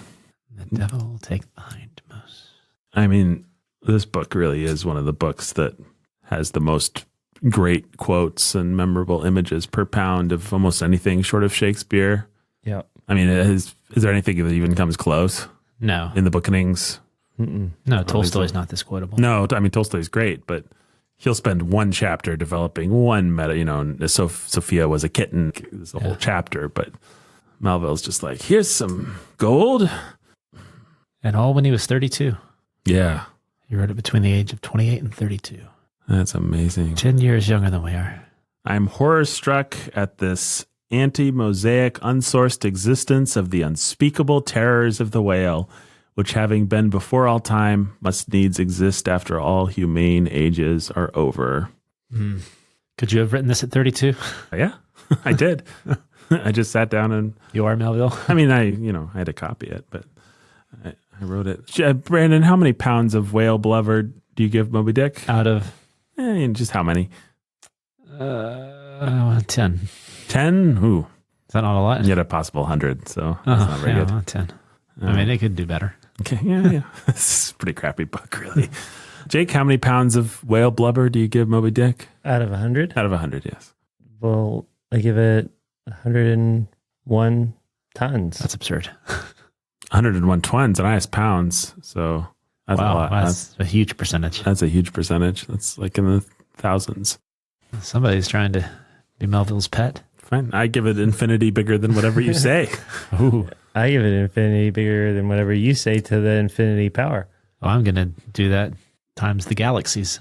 Oh, okay. I already said bigger than whatever you say, so whatever you say, it's bigger than. Listen, guys, what are the other great American novels that we could put in the running just for fun, real quick? You got Huckleberry Finn, To Kill a To Mockingbird. Kill a Mockingbird, Ready Player One. I think Invisible Brandon, Man. Invisible Man.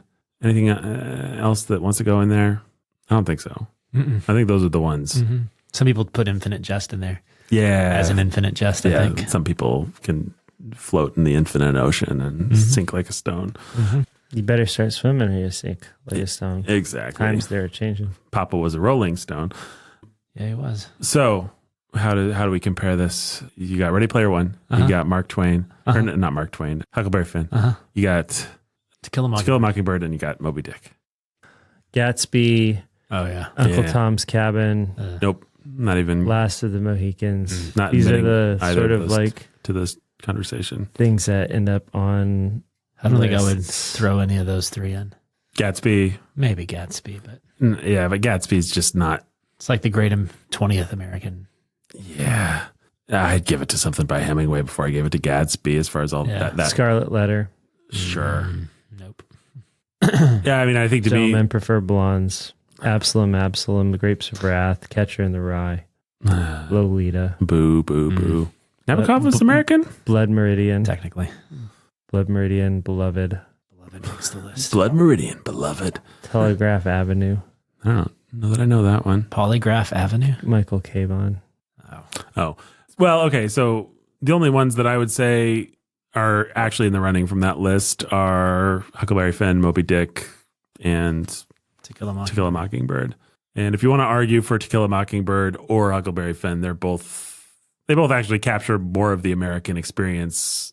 Brendan made a compelling argument that Moby Dick captures it metaphorically, but in terms of actual lived American experience, It's pretty alien. yeah, it's like I don't relate to anything in Moby Dick. I love it because of its You majesty. have an American novel. The argument against Moby Dick is you have an American novel that doesn't take place in America. Right. And doesn't feel like it takes place with Americans. And whose hero Even is the a complete cosmopolitan and... Yeah, and even their names are not American names. Ishmael, Ahab, and then you've got Queequeg. Mm-hmm. And what the most American person that you get is, or feeling person that you get, Ahab is an Ishmael art, but it's what, Starbuck? Right. It's like they feel like pirates. They don't feel like Americans. They feel like sailors. They feel like you keep wanting to reset to some kind of, to Britain or something like that instead of Nantucket. Yeah. Yeah. I mean, so... That's the argument against That's the argument against it. Well, you convinced me this is a piece of trash. He's right. It's garbage. I Sure don't garbage. know. I mean, what I would say... The argument against it is that it's categorically different. What you need is something that the average American not only embodies the spirit of what it means to be an American, but embodies the experience. Yeah, that it also embodies the experience that everyone can read and feel like they deeply relate to it and connect with it and say, "This is my land. These are my people." And This is not that novel. this isn't that. It's many other things, but it's not that. To Kill a Mockingbird, Huck Finn both do much more in the way of Being American. yeah. I don't think that... in capturing the American experience. See if you guys will follow me here. I don't think that To Kill a Mockingbird is obviously the most likable in many ways of the three, but I don't think... I think it lacks that crucial quality of ambition. It doesn't exemplify... I mean, it's an ambitious book. It's a good book. It pulls off some really magical, wonderful things, but it's actually not crazy and flawed like the other two are, and therefore I kind of take it out of the running. Like I actually think it's just not aiming as high. It's a little too perfect and a little too pat, and Right. a little too Right. neat. The Great American Novel should be trying to shove a harpoon into its greatness and should flail a little bit and maybe even go down with the ship. Maybe we should read The Grapes of Wrath. Yeah, I don't really think The Grapes of Wrath belongs in the discussion, but I'd put Eden before that. But yes, we probably should next year or Well, sometime soon. it's just that if I read it, it was in high school, and it is what comes up in these lists above East of Eden. Yeah. And I mean, I it's agree. the other Steinbeck, We've done Mice and Men. Mice and Men, and we've done It's time for Grapes of Wrath. Yeah. Yeah. You're right. But anyway, I actually narrow it down to Moby Dick or Huck Finn, and then I say Huck Finn has garbage last third. it's the last chapter or whatever. Yeah, well, it's a couple It's chapters. the closing act. Yeah, because they get to Tom's stupid farm or whatever it is, and then there's all these shenanigans, and it just really deflates. I would say if Huck Finn But you just landed- said the same thing about the last 3 chapters of Moby Dick, more or less. We did collectively, but the last 3 chapters of Moby Dick are inevitable, and they do their job. And Yeah, that's right. I mean, you wouldn't have it any other way. I Yeah. mean, what do you Yeah. want to? The only I was option trying is, to make a counterpoint, No, I think it's a fair counterpoint, but but it doesn't. I mean, when you go back to the final, I mean, Twain just really trying to pick a not colorful metaphor here. He really has everything that you could want, and then he just. I mean, I wonder if he doesn't. I can't pick the metaphor that's not crass, but he just loses it at the end. I wonder blows if he doesn't have the American quality of self-contempt. He's just like, well, I could write the great American novel, but actually I wasn't trying anyway, and who cares? It's just a comedy. Here you go, fellas.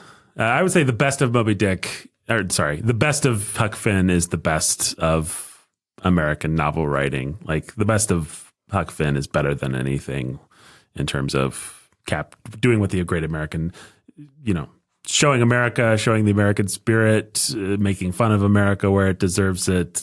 We need to come back to it. Yeah, we do. That's probably the greatest discrepancy between our episode and the book's greatness is that. Our take on Huck Finn. Anna Karenina was a pretty good episode, but a relatively short one that's the other discrepancy, and we're rectifying that soon.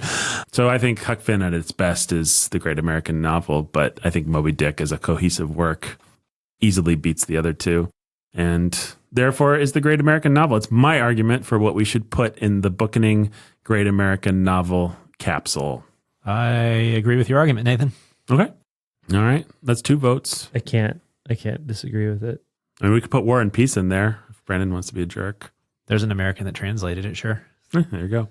But Constant Garnett's stupid translation in She's there. Victorian. Yeah, that's true. She is Victorian. You're right. I suck. That's for me. All right, guys. Well, I don't have a sound effect, but we do have patrons that need to be shouted out real quick. I'd be like, "Doi." That's the sound effect for patrons. Yeah. Listen, how do you become a patron of the Bookening? What you need is Money. To baptize a harpoon in blood. Right. I was just talking to Nathan here. Oh, What I need, like sound effect wise? Yeah, you just need a Frankenstein and Dracula button. Okay. Yeah. Then I could just do it without you. Yeah. See, I always have this hope that you guys won't do Frankenstein and Dracula. That's my white whale is. that's your Ahab's madness. Right. Prepare to swim with the fishes, buddy. Fine. Go into the heart of the sea. All right. I'd like you to. What you have to do is you have to go to Yes. patreon.com/thebookening, and for as little as the price of a cup of coffee, you can get access to all kinds of great behind-the-scenes content and more, especially if you sign up at the $25 a month level or $50 a month level. $25 a month gets you the end-of-year Bookening t-shirt along with access to all of our behind-the-scenes content. $50 a month is probably the best prize that we offer. This is amazing. $50 a month basically gets you in the book club. Mm-hmm. We send you personalized copies, hand signed by all 3 of us, me and Brandon and Nathan. Right, Brandon? That's right. Of every book that we read on the Bookening, and you get it in plenty of time to read along with us. And so that one's cool. And we give high quality, nice copies. So it's a great way to sort of support the show while passively building your library and being able to read along with us in our book club. So patreon.com and then $100 a month, you get to pick a book. Yeah. So Pretty good deal. I mean, for just $100 a month, we've all got that. None of us are suffering from the Putin price hike, the dreaded Putin price hike. No, none of us. No, mateys. From hell's heart we stab at thee. Brandon is fat. Okay, guys, it just makes for such good podcast punctuation. It's really growing on me. I like the voice that I did. I'm happy with it. I think our fans are glad that they got to hear it thousands of times. What we like to do for our donors, as Jake alluded to, is shout them out if you... that's the one level I didn't Oh, yeah, you gotta- tell you about. This is $10 a month level. Yeah, and then you get a donor shout out. $10 a month gets you a donor shout out. And so, yeah, $25. Our most gets you popular everything, level. including that. $50 gets you that too. Is it more popular than the... Well, of course it is. Yeah, it's cheaper. Not $50. Yeah, That's it's not right. $50. $50 a month, you know? But a significant portion of these donor shout outs are people who are supporting at that $50 level. Yes. Yeah. If you guys could both describe the personality of your wives with a character from literature, let's say. That'd be great. Yeah. So I will shout out the donor, and then Jake can go, and we can alternate. Robert and Rhonda the Lovebirds. Frankenstein. The Artful Anthony Dodger. Dracula. It is true that Jake's wife is a lumbering monster, and Brandon's wife's a real bloodsucker. The Artful... Gotcha! I wish I had a rim shot. I don't. I guess crickets will do. Little Anthony's Cigar Store. Frankenstein. The Immortal Chelsea E. Dracula. Jimmy Beam and Little Annie Oakley. Frankenstein. Lily of the Valley. Dracula. Anthony and Esther the Lovebirds. Frankenstein. The Heath Master. Dracula. John and Jill and Little Baby Max. Dracula. How does that end? Jane Katie, you were Cold and Love Cheese, and also C.S. Lewis, including Will We Have Faces? Frankenstein. Fairy Princess of Wonder and Happiness, Mother Beth. Dracula. Cons Prime Adam. Frankenstein. Neither not me. Dracula. Friend of Frankenstein. Adventure, Judith, the Ladies of Justice, DJ Sam G, Denny and Daddy Frankenstein. Eric and Catherine from Yon, Frankenstein. Window Breaks, Professor Lady X, Frankenstein. Lavender's Green, Dylan, Lavender's Blue, Lavender's Green, Dylan, I love you too. Frankenstein. Noah Constrictor, Dracula. Frankenstein. Maricheap, Frankenstein. The Fair and Fragrant Maiden Chloe, Frankenstein. Dracula. Anthony is Golden Hate for Life, Liberty, and the Pursuit of Cheese, and Brick Red. Dracula. You're just Jeffrey the Texas Ranger. I don't remember. remember. So many of these things have they're like snowballs. They just accumulate a little bit as they go. Okay. Frankenstein. Jiu-Jitsu Jeffrey the Texas Dracula. Ranger. Midnight Ninja Ellen. Dracula. Return of the Jedediah. Did he get assigned brick red when we were doing our Crayola colors or something like that? And he It's just possible. came back and was like, hey, I don't like I brick hate that red. color. All right. You guys suck. Is that what he said? Yeah. And we were like, shut up, Anthony. You're You brick hate red. life and liberty and the pursuit of cheese And brick red. and brick red. You're going to be Yeah. brick dead if you don't shut your brick trap. Frankenstein. If you don't shut your Frankenstein. Dracula. Dracula. Shut your Frankenstein, Dracula. Folks, we've been doing this podcast basically in real time, so we've been at it now for 3.5 hours. Our brains are broken. This is like the old days. Remember when we used to record a month's worth of episodes all at once? Yes. And now we still do that because we do one episode a month. Good job. The fair and fragrant maid. No, I said her. Jiu-Jitsu Jeffrey the Texas Ranger. I said him. Midnight Ninja Ellen. Frankenstein. Return of the Jedediah. Frankenstein. Jay of Rack and Ruin. Frankenstein. Yeah, Timothy the Rider at Dawn. Frankenstein. Eric and Kate the Camp Champ Kings who are warm love bees. Dracula. Matty, Matman. Frankenstein. Oh, Dracula. That's okay. We're almost halfway done. Sweet Jamie Sunshine. Frankenstein. Tyler the Keeper of Eternal Darkness. Dracula. Lord the Keeper of Eternal Light. Dracula. Cold Steel Coat. Dracula. Jacqueline the Librarian Barbarian. John Bombadilla Bob Diggity and Captain Antonio his mate. Dracula. Saxophone Alex. The other saxophone Alex and dubstep Dracula. Danny. Frankenstein. Ryan the Terror of Texas and Aircraft the Cream and Crimson who no longer are stuck in that cold but please do send cheese. Dracula. Frankenstein. Ben Solo and Kylo Ren. Dracula. John the Cosmic King of Chaos. Dracula. Matthew the Mind Flayer. Dracula. Annie, are you okay? Get your gun. Dracula. The Flight of the Valerie. Dracula. Thor Ragnarjars. Dracula. Stephen. Dracula. Megalodon. Dracula. Christopher the Flower Hulk. Dracula. Lady of the Crystal Lake. Ian the Dethemirian Lord of Death. Dracula. Emily H. The Hunter of Dreams. Dracula. All about the Benjamin. Dracula. The Mysterious Phantom. Dracula. Jeremy the Dark Hooded Lord of Death and his brooding bride. Maya. Remains of the J. Dracula. Abram the Puller of Teeth. Dracula. La Morte de Trenton. Just gave up on these names. No. We didn't give up on this last one. Daniel, a man among men. And Jen, who strikes again every now and then. Dracula. Had I not heard that one before?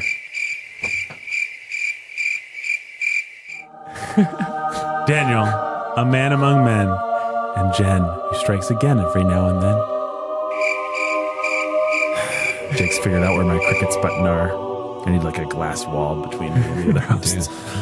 One that we can't hear. I don't remember whether we've actually said hi to Daniel and Jen before.